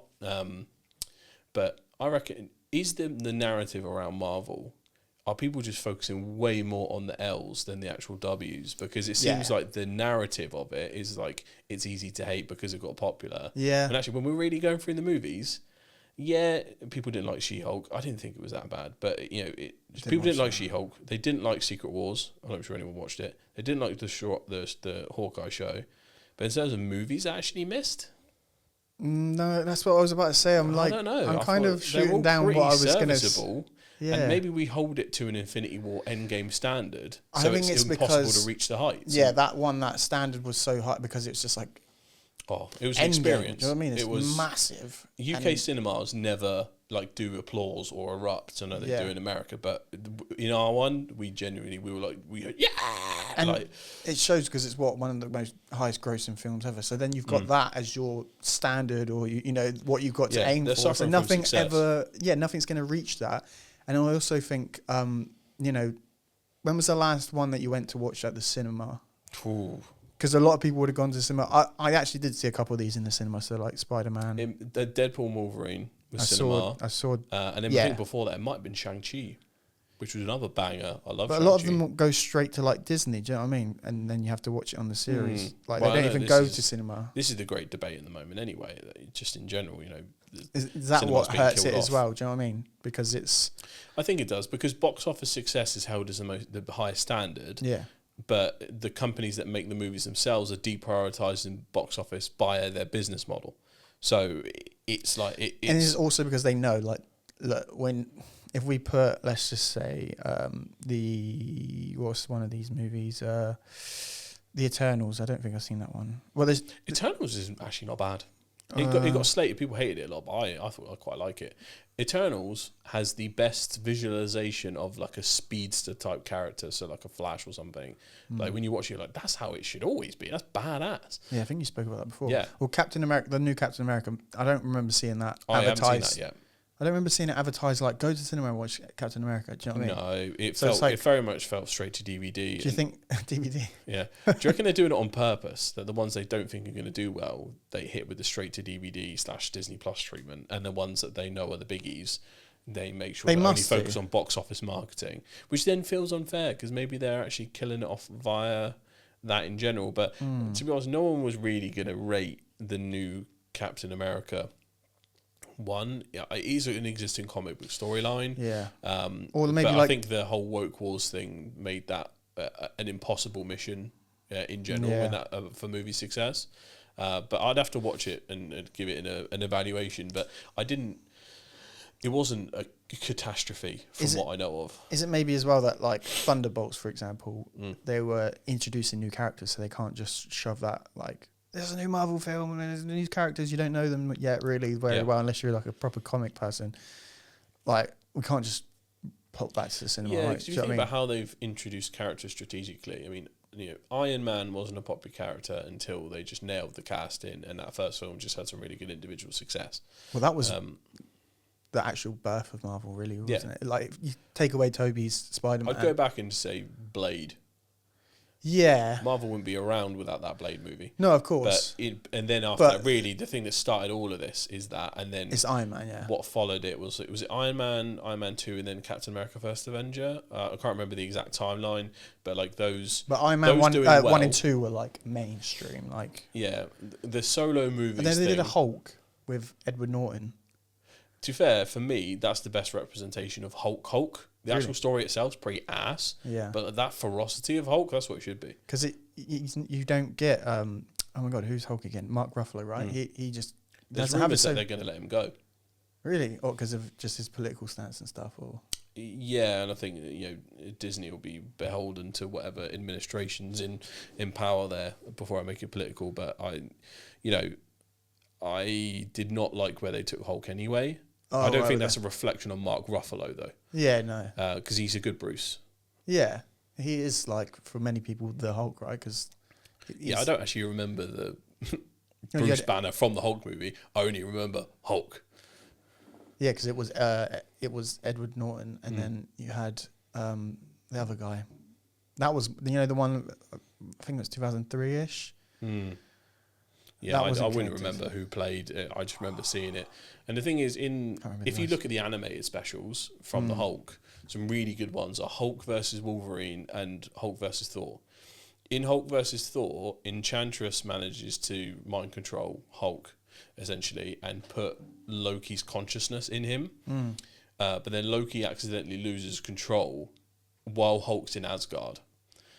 And he essentially wrecks all of Asgard. Not a single being in Asgard can stop him. Bearing in mind that Thor is trying to stop him, and Thor's like alien counterpart called Beta Ray Bill. I'm not sure if you've ever seen Beta Ray Bill, but he's just like Thor with a horse face. It's a whole thing. But BoJack Thor. yeah, essentially. And he like kills Beta Ray Bill basically. He just stomps his head. He is a Hulk. Yeah, he's a natural disaster. He is. You could probably do a really good horror movie with Hulk in it. Yeah, because he's not like a good guy, is he? Really, he's just like a. Yeah, only certain comic storylines does Bruce inhabit Hulk, Yeah. and sometimes that makes it even worse. Or when Hulk gets control of himself, but he's smart. That's a character called the Maestro, who's like the last living character on Earth, and he rules the Earth. Isn't he more like what he became in Endgame anyway? Then, because he's like a mix, isn't he? Between Imagine Banner if, like, you know how he was like, because he got smart, he got nerfed with strength, which annoyed me because that shouldn't really be what it is. But that was the explanation. But imagine if Hulk gained consciousness but was evil, right? Jeez, and didn't lose any strength, and actually gained more of it. And there's different versions of like Worldbreaker Hulk, for instance, who's literally a planet level threat. So I don't like how nerfed he is, but sometimes it's hard to put him in more grounded stories because of how strong Hulk can be. So yeah, if you're getting into the nerdiness of it, but we should watch Hulk vs. Wolverine because that's another good one. What was that, an animated series? Yeah, it's a really good animated movie, and it introduces Deadpool. Deadpool, all both of those Weapon people X. can't really die, can they? So like, who? Yeah, wins? but basically it's just Wolverine getting mulched over and over again. Yeah, but you just can't kill him, so it's just like an endless battering. Yeah, yeah. Which is what would happen. Same thing happens to Deadpool as well. He keeps getting messed up. But yeah, it's really good. Anyone who hasn't checked out those movies, watch them. They're really good. Just the guy that played Hulk in 2003 film Hulk. It was the actor Eric Banner played Bruce Banner. How mad! I knew that, but like I just one of those things like, oh yeah, how strange. It's like he was born for it. He's born for this. Born for. Is there a Marvel movie you'd want to see? If any characters you're like, he's underrated. You're asking a pretty like mainstream Marvel guy, like or someone that even if it's a side character from like who deserves more attention, or another movie maybe. I really mess with Ant-Man. I feel like that's... Yeah, he's a cool guy. And the whole theory where he could have just shrunk inside Thor's butthole and then killed him. Like, hey, honestly, how are you stopping that, bro? Life hack, yeah. Obviously, they wouldn't go down that route. Yeah. But, and again, it's another interesting They made a few choice. films of him, do you know what I mean? And he's integral, actually, massively, right, to the story. Because in some of the animated ones, Hank is the same age as everyone else, and he's not an old man, and he doesn't hand the thingy. So you know Hank, the guy that actually originally made the pin particles. Yeah. And he was in the first suit. For instance, in animated Avengers, Hank is Ant-Man, so you don't have the same character. It's sometimes these choices are made. I'm like, why did they do that? I don't understand. But they did it in Justice League as well, like we talked about last time. Like they gave Barry's personality to Wally for some reason. Oh yeah, you said that. Yeah, and I'm like, I'm not mad at it because that's now like my version I'm attached to. But like, how did that even come about? Is it because now because you knew about it beforehand? Now it's sort of ruined your look and it doesn't ruin outlook it for me. on it. Or? It made Wally my favourite. I found out later that that's actually how Barry acts as well. Oh, so you didn't know then going into it? Because No. if you knew, I just assumed like, Wally what West are they doing? was the Flash before I really knew about the rest of them. But I really wanted that Blade reboot. I got to say, I was disappointed that because they were going to bring Wesley Snipes back, right? No, they got he was the guy who was in the Green Book. I don't remember his name. Oh yeah, but he was going to be the new Blade, and I don't know what happened to it. Yeah. So that sucks because that was going to be really freaking cool. And I suppose if I was I'm gonna try and pull the most obscure reference out of my ass. I'm sure you've got something deep in there. I don't know. It's just in my knowledge. Maybe it's more development in the Fantastic Four story, getting into Reed's kid, Franklin Richards. Oh, that's in the film. Oh, is he in it? Spoiler. No, it's not. Well, to be fair, I know he's a character, so I know he's going to appear at some point. Does he appear right at the end? Wait, who is this kid? Just because Who, Franklin Richards? Yeah. Yeah, he's... Explain. He's Reed and Susan's kid. Yeah, I never heard of him. Well, it's not a spoiler for me, because I know what he is and what he can do. No, but okay, yeah. But I'm guessing he appears in the story to make Galactus go away. Yeah, because that's the Have comic. you seen the film? That's the comic storyline. He's like he's a reality level character, and this is why Fantastic Four might be quite hard to do in live action. Yeah, because watch it. Watch the film. There is a time where you know how Wanda changed like her little patch of universe. In one of the storylines, she decides to change everything, and when I say everything, like the entire universe, and it takes Franklin and a guy called Molecule Man to combine together to reset the universe. Because Franklin can't create, but he can manipulate. So he can manipulate everything around him. Is that powerful? Yes, but Molecule Man can create the thing. So combine the two together, they reset the Marvel universe. Where are you pulling this out of? Like Comics Explained on YouTube. Shouts out to my guy. I go deep. I watch he reads the whole comics and everything. It's so good. It is so good. Do you think people are going, read them yourself? Yeah, because I'd want to buy them. Or like in his comics, but the comment section, does he get that? Even for me, with someone you think knows a lot, I know nothing because I don't know the entry point in which I should start reading the comics. Like, that's if I what's wanted good to get about into one YouTube now, and stuff now, right? That when people started first watching people play games, and then that was just such a bizarre concept. Now you're watching people read comics and go deep because you just. Then you don't have to go buy the comics, collect them, because that's a thing as well. People want to collect, right? It's a collectible, and that's why they're sometimes expensive. Or rare, a niche. I feel like it's. But often I watch how a movie will touch on a storyline or a whole comic vein, but they'll take inspiration from it. So the latest Thor movie, Love and Thunder. Yeah. The reason loads of people hated that is one, it leaned way too silly. Yeah, that's what I feel like. That's what a couple of the Marvel films have got. Like, people don't like them because they've gone too much quirky dialogue and forgets this is a serious story. But also the villain they chose was one of the, he's one of those villains that gets shit done, similar to Thanos. So Gore the God Butcher genuinely tanks everyone. And there's a point, I think there's a small scene where Thor's chained up and tortured and that. He in the actual comic storyline, he chains him up for lifetimes and tortures him. This guy is so unbelievably strong. It's unreal. I think it takes Thor getting the power of Odin and somehow basically to actually take Gore down. What, in the newest in the actual comic storyline. So it's different. So sometimes when I watch a movie, I'm like, that didn't feel right. That wasn't supposed to. I will then watch what the original comic was supposed to be and then get mad that they didn't make that. See, this is why I've always been a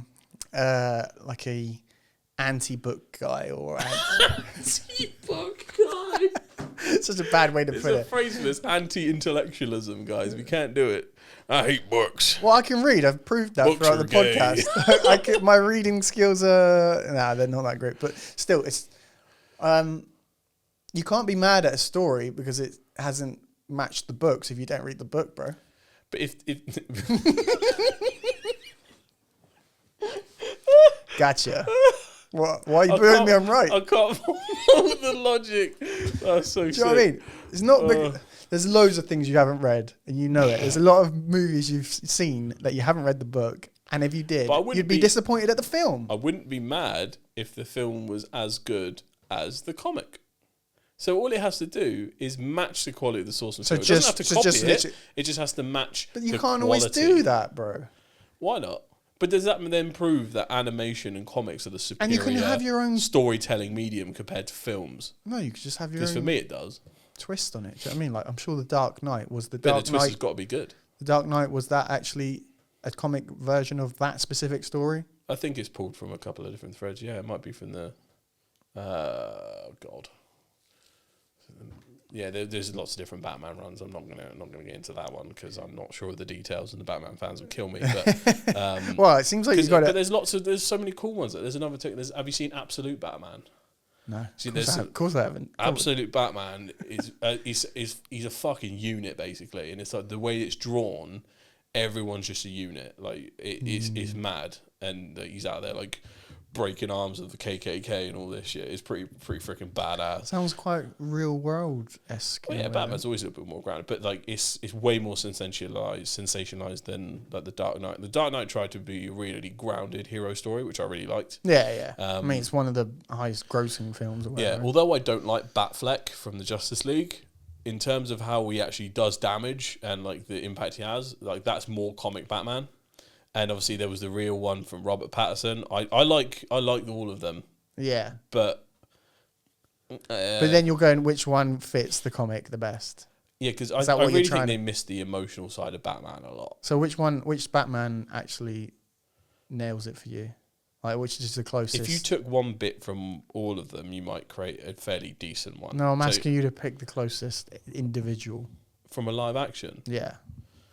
Yeah, because animated you could God. easily, not easily, but you know what I mean. Well, It's, because then it's Batman the animated series without a doubt. But fuck me, I can't do that. I can't because they haven't, or they all take a different look. they're all different Batman because they're kind of standalone things. No Adam West, no. Yeah, if I'm going to do it, I'm going to give it to Batman Brave and the Bold. I love that show. That was so good. So no, movie. I'm talking movie, bro. Okay, right. So we have basically the Dark Knight trilogy to choose from. Yeah. We've got Patterson's The Batman. Yeah, he's an emo Batman. And we've got the Justice League Batman. And then the live action Batman. Is that Ben Affleck? Yeah, so we've got Batfleck, guy, Robert Pattinson, and Christian Bale. In terms of look, 3, not Michael Keaton. Oh yeah, Batnips. Yeah, we've got Batnips in there. Or George Clooney. Oh, Clooney was Batnips. That was it. I'll never forget that suit, bro. What the fuck did you put nipples on it, you fucking weirdo? Well, they got to go somewhere. Strong ass nips. It was flat when they started. It just came through, yeah. The one that looks the most, it's like a young Batman at least, would probably be Patterson's. Yeah. Bale gets pretty jacked though. The thing is, Bale's too short. Yeah, but you can't really see that. It's like Tom Cruise in films. Well, yeah, but do you know what I mean? Like, you don't know. Batman is a very imposing force. Bale's Batman acts a bit more stealthy because he needs to. Because he's sometimes Batman, out of pure like, I feel like doing it, will just land in front of those 10 goons and be like, let's go. And because he's Batman, like that's the real reason. But I don't think it doesn't give the same imposing. It feels like if you swapped Bane's size for Batman, that's how it should be. Yeah. So that's when you get the Batfleck, right? And that's how he should look. But his character, he's just awful. Who are you going for? Oh my God, line! Guns because also Patterson's wasn't like he was very.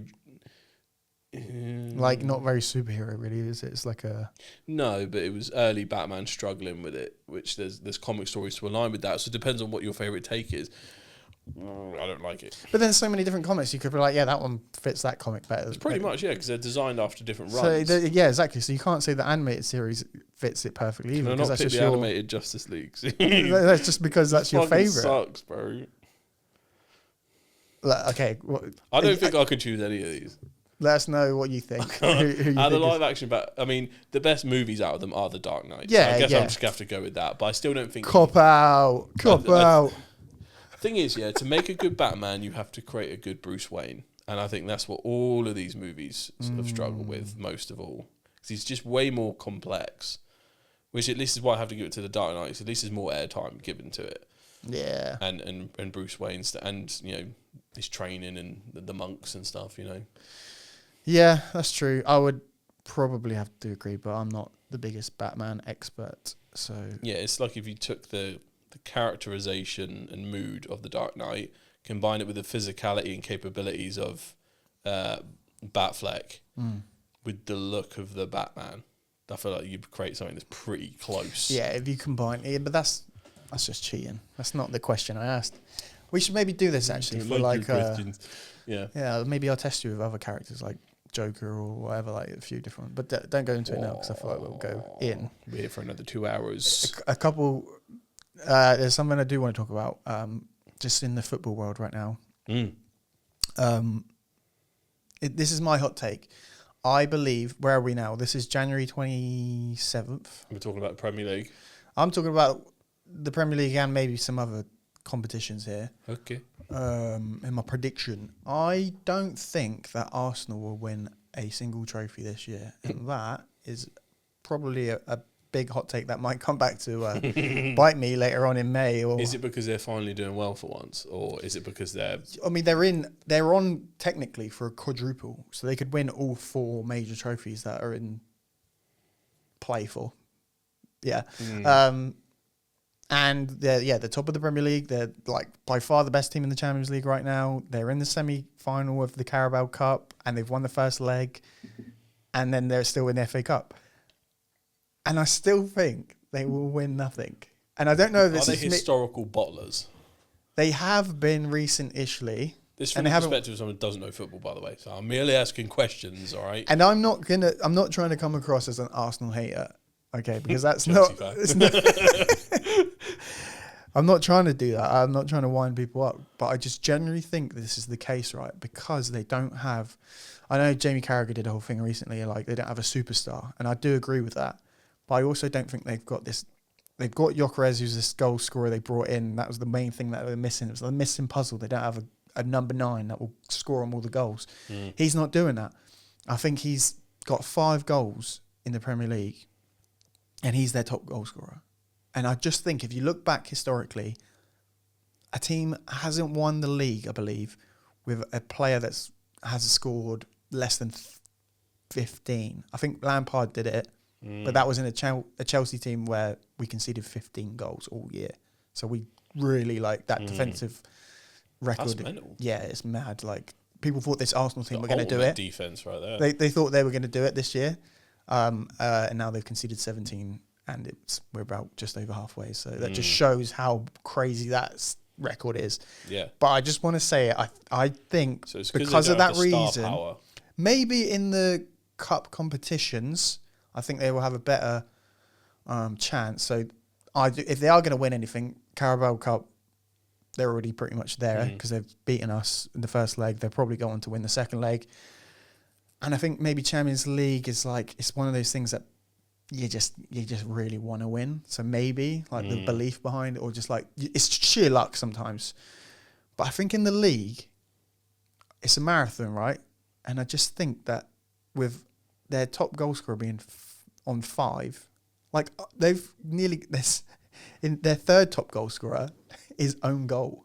They've had more own goals for them. If you say it's a marathon, not a sprint, then surely a team that's more balanced, that doesn't rely on a superstar, is more suited for the marathon than the sprint. Because if you rely too much on one or two,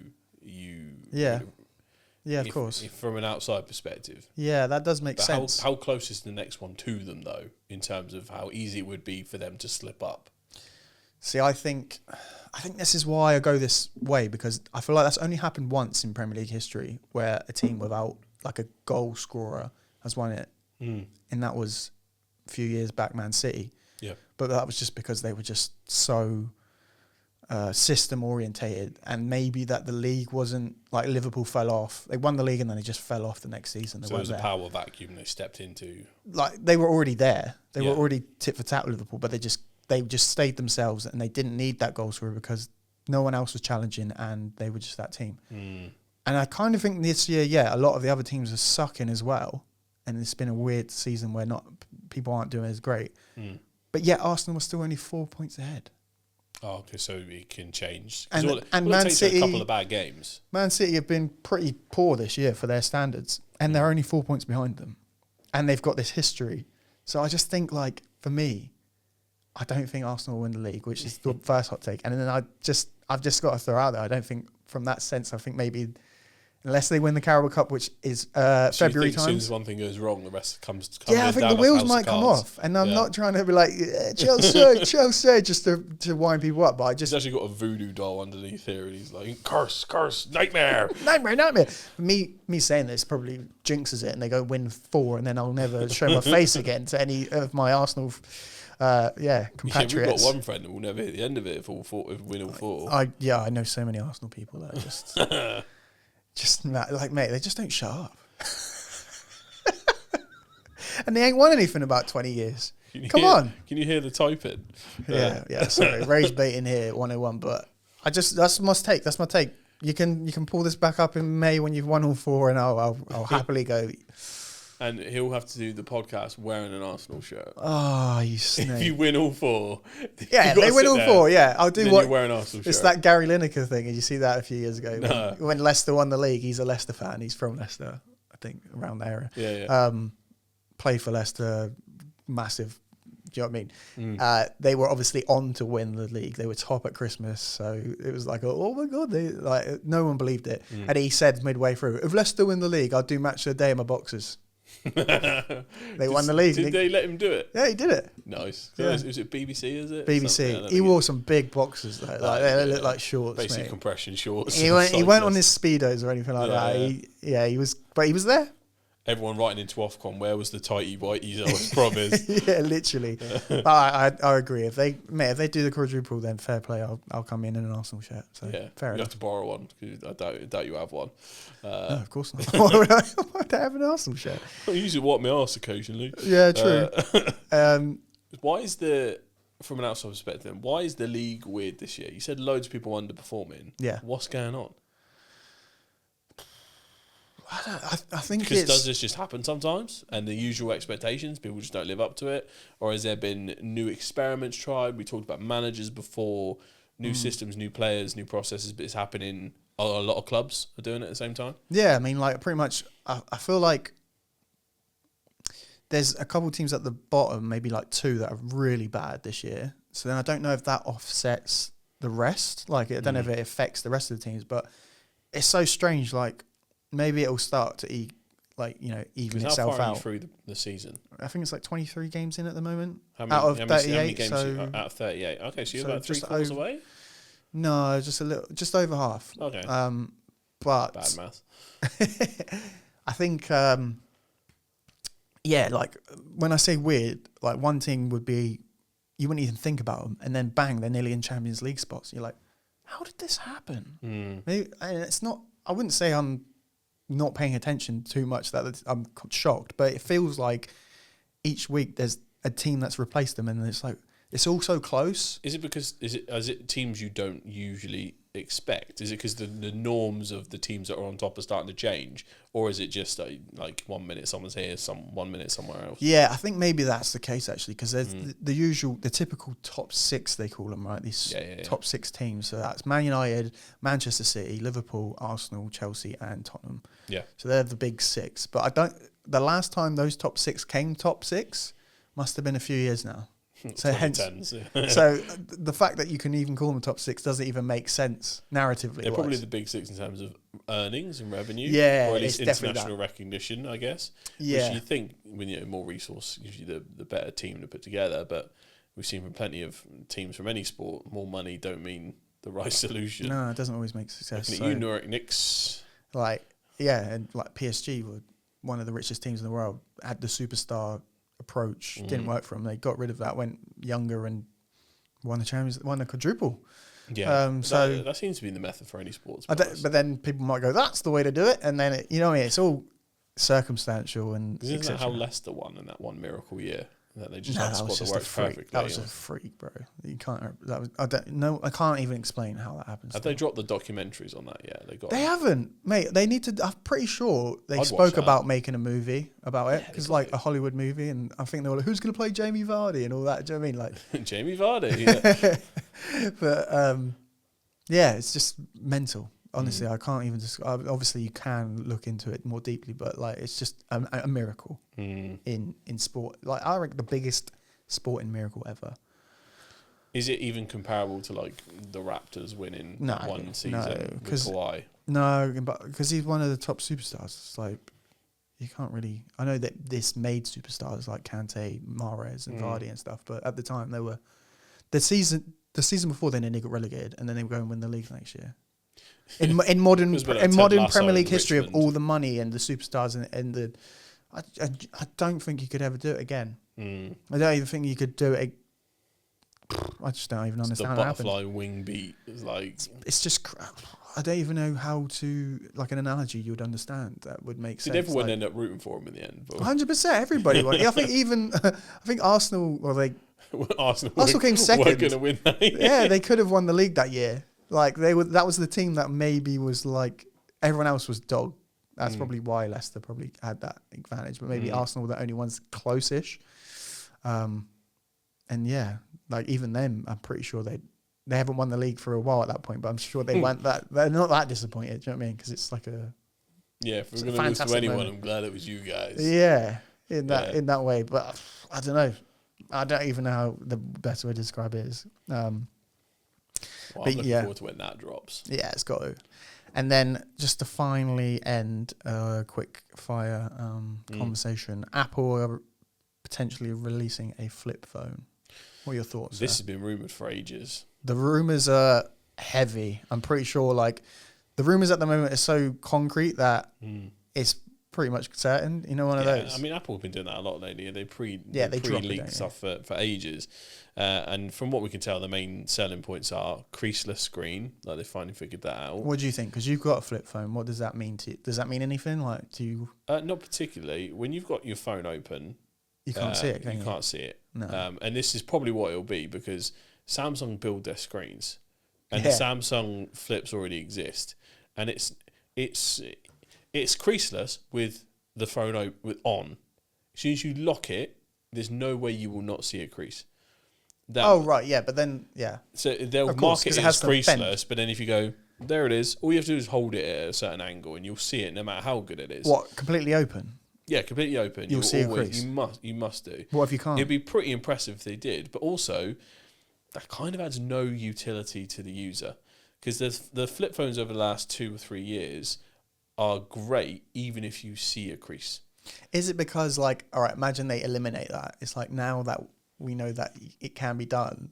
If I do see a crease, I'm just like, this is why I'm skeptical. OCD will be like, I can't not see this crease anymore. I'm sure some users will have that. To be honest, having the.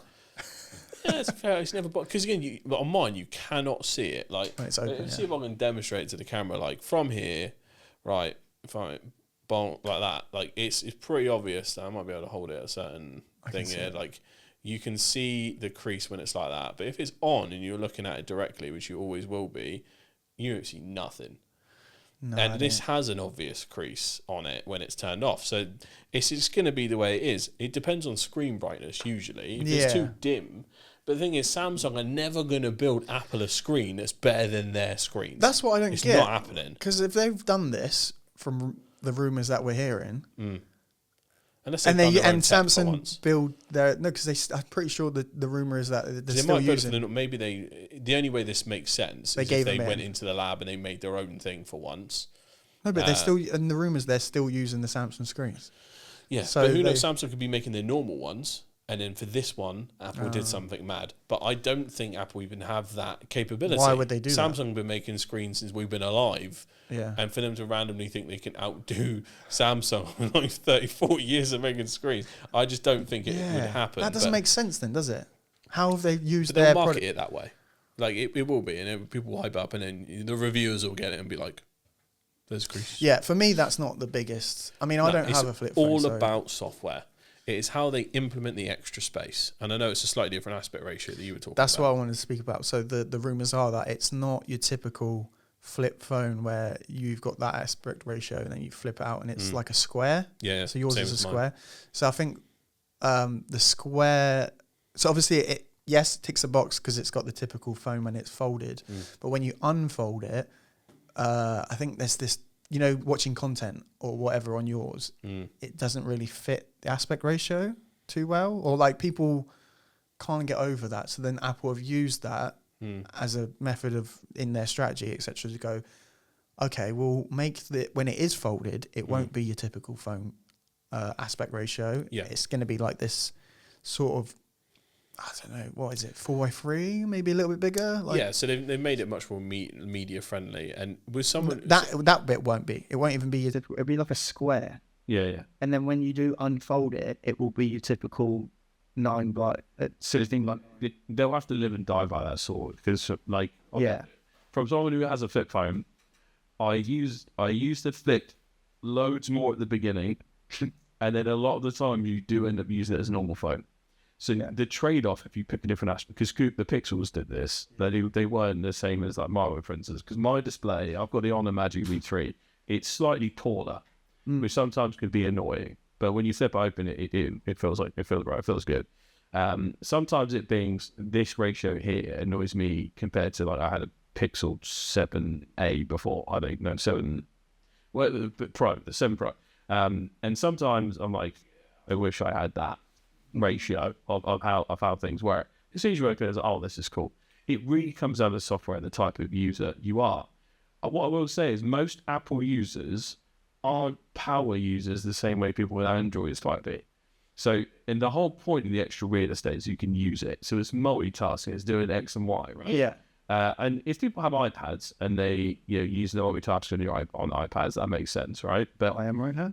yeah, exactly. And you use it more like a desktop, but you literally got a trackpad there, so it's become a laptop replacement. Yeah. But will people do that on the move with their phone, or will it will depend on the user base and how it's then used? Because I find sometimes I'm like, oh yeah, I can open it. But genuinely, sometimes I forget because we can conditioned by candy bar phones for so long. Yeah. That sometimes I forget I can use it, and most of the time I'm using the same app that I would have closed, just wider. And if you want something like IG, it doesn't, a vertical vid, to say on Reels, doesn't expand. No. It just stays in the middle. Got those black bars. And you just got black bars on the side. So that's what they're trying to avoid, that you wouldn't have it. So yeah, flip it or. And it is a risk. It's a risky strategy there, Tom. If they change up the main normal candy bar experience, which will still be at least, even if you're a power user, like 60% of the experience will be unfolded. If that pisses people off, this whole thing is a flop. Yeah, exactly. Because I heard that the rumor is that the idea is that you would just use it for like quick text or but you wouldn't watch content or scroll or doom scroll, whatever, the typical stuff. Which means that you're forcing people to walk around like this, and this is not practical. But you don't walk around and scroll you shouldn't really, right? That's not practical. But yeah, as in like I guess when you just let's give scenarios. You're at the co-op, right? You need to check the bank app because it's near the end of the month. Your toilet roll, well expensive. Yeah, but all right, let me check the bank. I'm not gonna do it. I'm not on the self-service. I'm flipping. Yeah, I'm not doing that. So, but if it's annoying, then your bank app would need to create a working application. Yes, and I'm just looking at a smaller version. But then they would though for Apple because a lot. What's the majority? Oh yeah, Apple. The reason they're late to the party, and this better be why they're late to the party, is because they've taken longer to make sure the UI is perfect. Yeah, I'm not saying the app, because Apple have a lot more control and they take care over their app store, and they say who goes and who stays. But then you still need you need the banking apps to create their own. You can't get every bank to.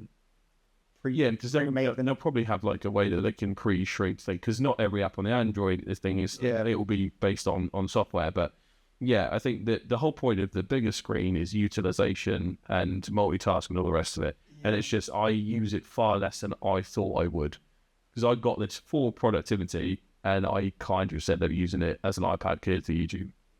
See, that's why I think that it might work. That one of the hero products that Apple have is the iPad mini, and like anyone that owns an iPad, I've never had, but whenever I see iPad mini, like they all love it. Like it's the best thing. And you're an iPad person. You're like the mini super fan. The iPad mini, like honestly, it's a whole community. Like they love it, and I think they're a bit scared at the minute because obviously this would kind of kill it, really, wouldn't it? Because you'd have an iPad. They don't bring out new minis often either, so they might be right. Exactly. Yeah. So it would be an iPad. It would be an iPhone and an iPad mini. Because I guess the iPad would still be fine because you have that real estate, the bigger screen. It's not trying to replicate. It won't be this big. But you'd have an iPad OS probably when it's unfolded, so it wouldn't. It's still worse. Similar experience, yeah. I don't know. I think for me, I think I'm gonna have to try it because obviously I'm an Apple boy, and now I'm looking at these folds like. I want something different. They're becoming more normal. There's not much innovation in the phone space anymore. I just feel like this phone is... we went through a time where phones used to always be chopping and changing, adding new stuff. And then over the last, 8 years? Yeah, I'd say about 8 years, because they made it's just full screen, right? There's no more button on this. As soon as Apple and Samsung made it mainstream to do these, 7S. Like as soon as you added the S's or the pluses, is the in-between micro upgrades. Yeah. It kind of ruined phone innovation culture. Like even like the companies like LG used to make mad shit all the time. Yeah. Anyone who stepped out and did mad stuff, they failed. Yeah, like even OnePlus, who I loved OnePlus, is officially dead now. Mm. And this happened the other day. They shut them down like US and Europe. Because it doesn't work. Because people aren't used to the uncanny bar. And think about it. OnePlus stopped innovating like 3 years ago. I think that might be one of the things that they had trouble with. Don't match up anymore. Yeah, there used to be OnePlus were like ridiculously good value for the price they were. And then they slowly crept up to mainstream prices, but didn't innovate or didn't then continue to give the same value of like performance. Yeah, so like you didn't give me 32, like it was £1,000, but for that £1,000 you could have given me like 1 terabyte storage, 32 gig RAM, and a crazy screen compared to the equivalent on the other side. It kind of just matched where flagship was out there. I was like, well, why the fuck would I even choose OnePlus? is it because they can't innovate anymore? Because it's not like, well, Maybe because it's ceiling. yeah, do you know what I mean? But that's why I think I will go down that route because it's different, and I just need something different. I think maybe, but I think what's put me off is maybe the aspect ratio that I've heard, and like I don't think the creasing was really a big thing for me, but like the thing for anyone who's a flip phone. So then maybe I think it would, because what I did when I did see the flips, that got me a little bit. It was that trifold, because it opens up fit the aspect ratio. Then and that really is like a whole new world of stuff. And that's already a couple of them. Huawei's been making them for at least 2 years. Because that's crazy in my eyes, because you've got your mechanic bar, then you've got your jaw, and then you open up, you've got a bloody tablet in your hand. Like you've got 3 different options. I think expandable displays have become more and more normal. Like if you look at CES this year, the Consumer Electronics Show, they had, I think, I'm not sure if it was Asus, but they had rollable displays. So the up would be here, they get taller.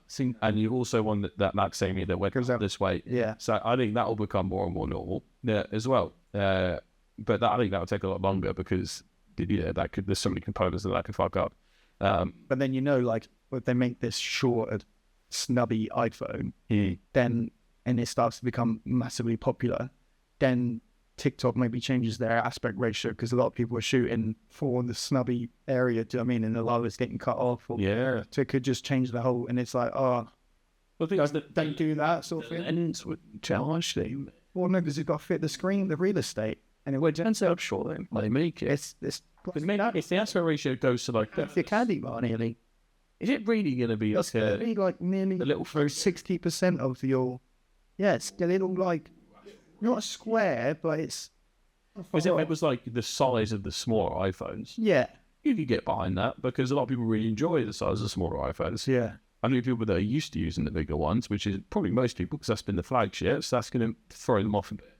So I'm taking some getting used to, but there's always your early adopters, because you could last me as an early adopter with the Foldable, but it's just a case of will it work? I do not know. I do not know. Yeah, so that's what I'm just quickly researching the rumored aspect ratio. So the first foldable iPhone using roughly 4:3 aspect. So basically, you millennials out there, your old TV, that's what it'd be, nearly a square. Yeah.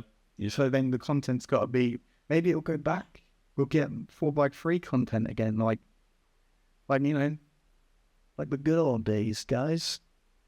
To be fair, YouTube, it'll cause a YouTube renaissance even more. Yeah, maybe, but then they'll be like, guys, just open the phone. That's what it's for browsing media's for. That bit's not for this. Yeah. But then, do you know what I mean? It could change the whole thing. So it's interesting, but I'm glad to see at least that some, even though it's different, I'm just glad to see some innovation. Yeah, so that's why I'm interested. Because phone performance, the normal consumer doesn't care about how much RAM is in a phone, and this, yes, it can run, like if you buy there's like gaming phones, you buy big RAM and storage, so games there, but there aren't that many. Not a lot of people want to compared to the standard user base. There are mobile gaming enthusiasts, but they're not the normal person. But even mobile game enthusiasts, what we talk about? You talk about mobile games like Candy Crush and stuff, and talking about it. Oh, well, people play like more competitive games, aren't you? There, like you can play Fortnite. Like you play Fortnite on mobile, Fortnite on mobile. Like there are people that really get into that. Like if you're a mobile gamer, let us know if you do. Like because I'm tempted to buy like the Asus ROG line of phones. They look cool. They've got like built-in cooler fans in there, and like is that the charger on the top and on the side, so you can game while you charge. And so you're playing your actual like Xbox, PlayStation games on them. That's what you're thinking, right? Not playing. Well, it depends on the Call of Duty mobile. Yes, a thing. No, but I think they do, because if you do if I'm going to make games around it, it might start to get really hot and struggle if it's quite an intense game. Like if you're trying to play Warzone on mobile, it might then struggle if you don't have enough RAM. And the cooling thing then becomes important if you're actually locked in. But again, it's a small user base, but it's a thing. But sometimes it can change. the gaming phones are cool, like being able to change your RGB, like call-in adapters. It was, I can't remember which one it was. John with Sam, guy that was on the pod recently. Shout out Sam. he Friend of the show. friend of the show. He had a Sony gaming. Oh, the Xperia. Yeah, those were wicked. Yeah, I reckon it might be. he's the only person I had a set though. But Yeah, well, Sam reach. he's still like many magic. Yeah. But yeah, It's new. We were excited for new things. Okay, yeah, we want to see some change. and just to bring like COD Mobile connected a controller to the iPad. You know, they've done it on a second. Bro, you got a controller running around on those things. You're like famous, bro. Yeah. They can't because they're playing just with the touchscreen, mate, and they can't like. It's not fair, but I've done it, and I've just felt like God. Just like not on that's right. Yeah, I think the interesting thing will be though, if we get to the stage where phones or devices this size can replace the console. It's not fun. I built your TV. Yeah, it's found. Yeah, if we keep pushing it and pushing it and pushing it, you know, we might have one device that is your PlayStation, that is your phone, that is your everything. That would be pretty sick or terrifying, depending on your version of reality. So it's the fact that capability. I mean, if there is really, I think this is 16 gig RAM, or actually it might be 24, but like that amount in your PC is pretty freaking max. In a good way or not? Yeah, it's in a good way. 24 gig RAM it should be a very good PC as long as you've got it hooked up right with the other bit. So yeah, and I'd say the minimum / standard now is 16. You don't find many more things with 8 gig RAM. Can we check bad my first? This is where's my RAM at? Where's my RAM at? What RAM is 12. You've got 12 RAM. Yeah, I've got 12 gigs of RAM. Snapdragon 8 Gen 3. Yeah. I got 8 and the Pro I was 16 gig. And then we get the advantage of iPhones is the OS is less intensive with RAM and it's really good with the usage. Yeah, so that was like an Android device. You need more. Yeah, but that's why the Android side has always been a bit more the enthusiast side that can do lots of different things, and Android has freedom to do stuff if you like to sail the high seas like I do. So, yeah, it's different strokes and different folks. It's interesting to see how the foldable thing goes down with the Apple users because they tend to be the ones that I don't care about all that. Just give me a phone that works. So that's what I hear from iPhone users a lot, that they're not that techie. So the techier you make it, do you actually end up pissing people off? Maybe. But yeah, 17's got 12 gigs around. And then I guess the only thing is with the foldable, you got more real estate to put in more ends and bandwidth. Which, assuming it would need more power. I think you could fit bigger batteries in there, right? Then, yeah, as long as you do the two-side battery. So one of the quirks of this is it charges slower when the phone's closed. If you open it up, it charges more efficiently. Because so I know like you open it up. Yeah, so I have one battery that side, one battery that side. So when you close it, then it charges more. Yeah, because this is really thin, and this has got a case on, but like it's the thinnest phone I've ever had when it's open. Yeah. And this, until they released a new version of this, it was the thinnest foldable on the market. Is it thinner than the iPad? Because apparently, you know, the iPad is the thinnest thing. Absolutely, it is, yeah. Damn. Which is insane. And I know this isn't the thinnest one. I think the bigger one was thinner, but still. Yeah, but it's pretty sick though. We're even at this stage, and imagine if the trifolds then become even thinner. But then I think that would then be worrying. Although the thinner things get, the more, you know, I feel like there's a break, and there is a when you unfold you know, you're in a trifold, you sit on it accidentally. Before I got this without a case, I was terrified. Yeah, I mean, luckily this came with a case, thank you on it. But still, I was like, oh, I didn't even want to hold it. I'd need one of those like, what are they called? MagSafe. No, not the MagSafes. It's like every mum has one. Oh, what, the little stick-on ringlet thing? No, not the ring. Oh, they called. They're like little. I don't know. No, that's cool. But what are they called? You literally a suction cup and then you pull it out and you put your finger in the middle of it. Yeah, that's what I was talking about. The little suction cuppy thing. Yeah, I don't know. Between fingers. I'm gonna need one of that because I can't. How am I gonna? Shall I make? Yeah, there are certain times where if I didn't have this little back thing, this thing would be annoying. Whoa. So I'm noticing there's like a permanent mark on my finger from when I use it like this. Depending on what hand it's in. It's going to be the new, what's it called? You know, yeah, the new pinky. Yeah, because we all hold our phones just sit in that. It depends. But if I didn't have this is much much more awkward to hold with one hand Yeah. without the extra stabilization of the little back bit. Yeah. Because that's what I was thinking. I want to just sit back, chillax, and watch something, but not be like, whoa. Especially if it was a trifold. Imagine that. It's basically be like holding an iPad. Yeah, you'd have to two-hand it. Like, how would I? You would two-hand it. I mean, I can when my thumb's in the way, and then That's what I mean. On the go, or like just busy life, you're never going to unfold the trifold. So there'll probably be like 80% of the time you don't get to enjoy the foldingness of it till you get in or till you're stationary.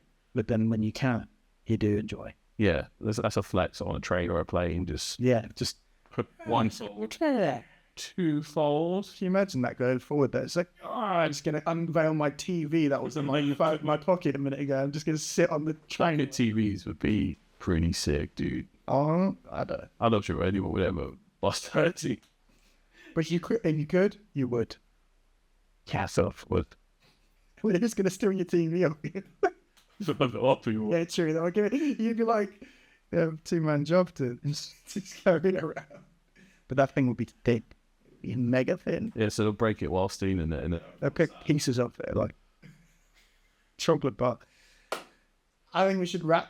Indeed. Well, this is a good 2-hour episode. Hell yeah, we covered everything. Yeah, this is not an episode of all. So if you like whatever you like, I'm sure we talked about it. Niching down. Nothing new niche over here, mate. Go back yourself. We talked about it all. Talk about the lot. So yeah, if you liked, Like, comment, share, subscribe, all of that, people. We're trying to get to 1,000 subscribers, please. That would be pretty damn what cool. we had a minute. 6, 7, maybe 6. I don't know. It might change. It might change. 69. Oh, we lost a subscriber. 66. 66. Yes. Probably from my LeBron video. Oh no.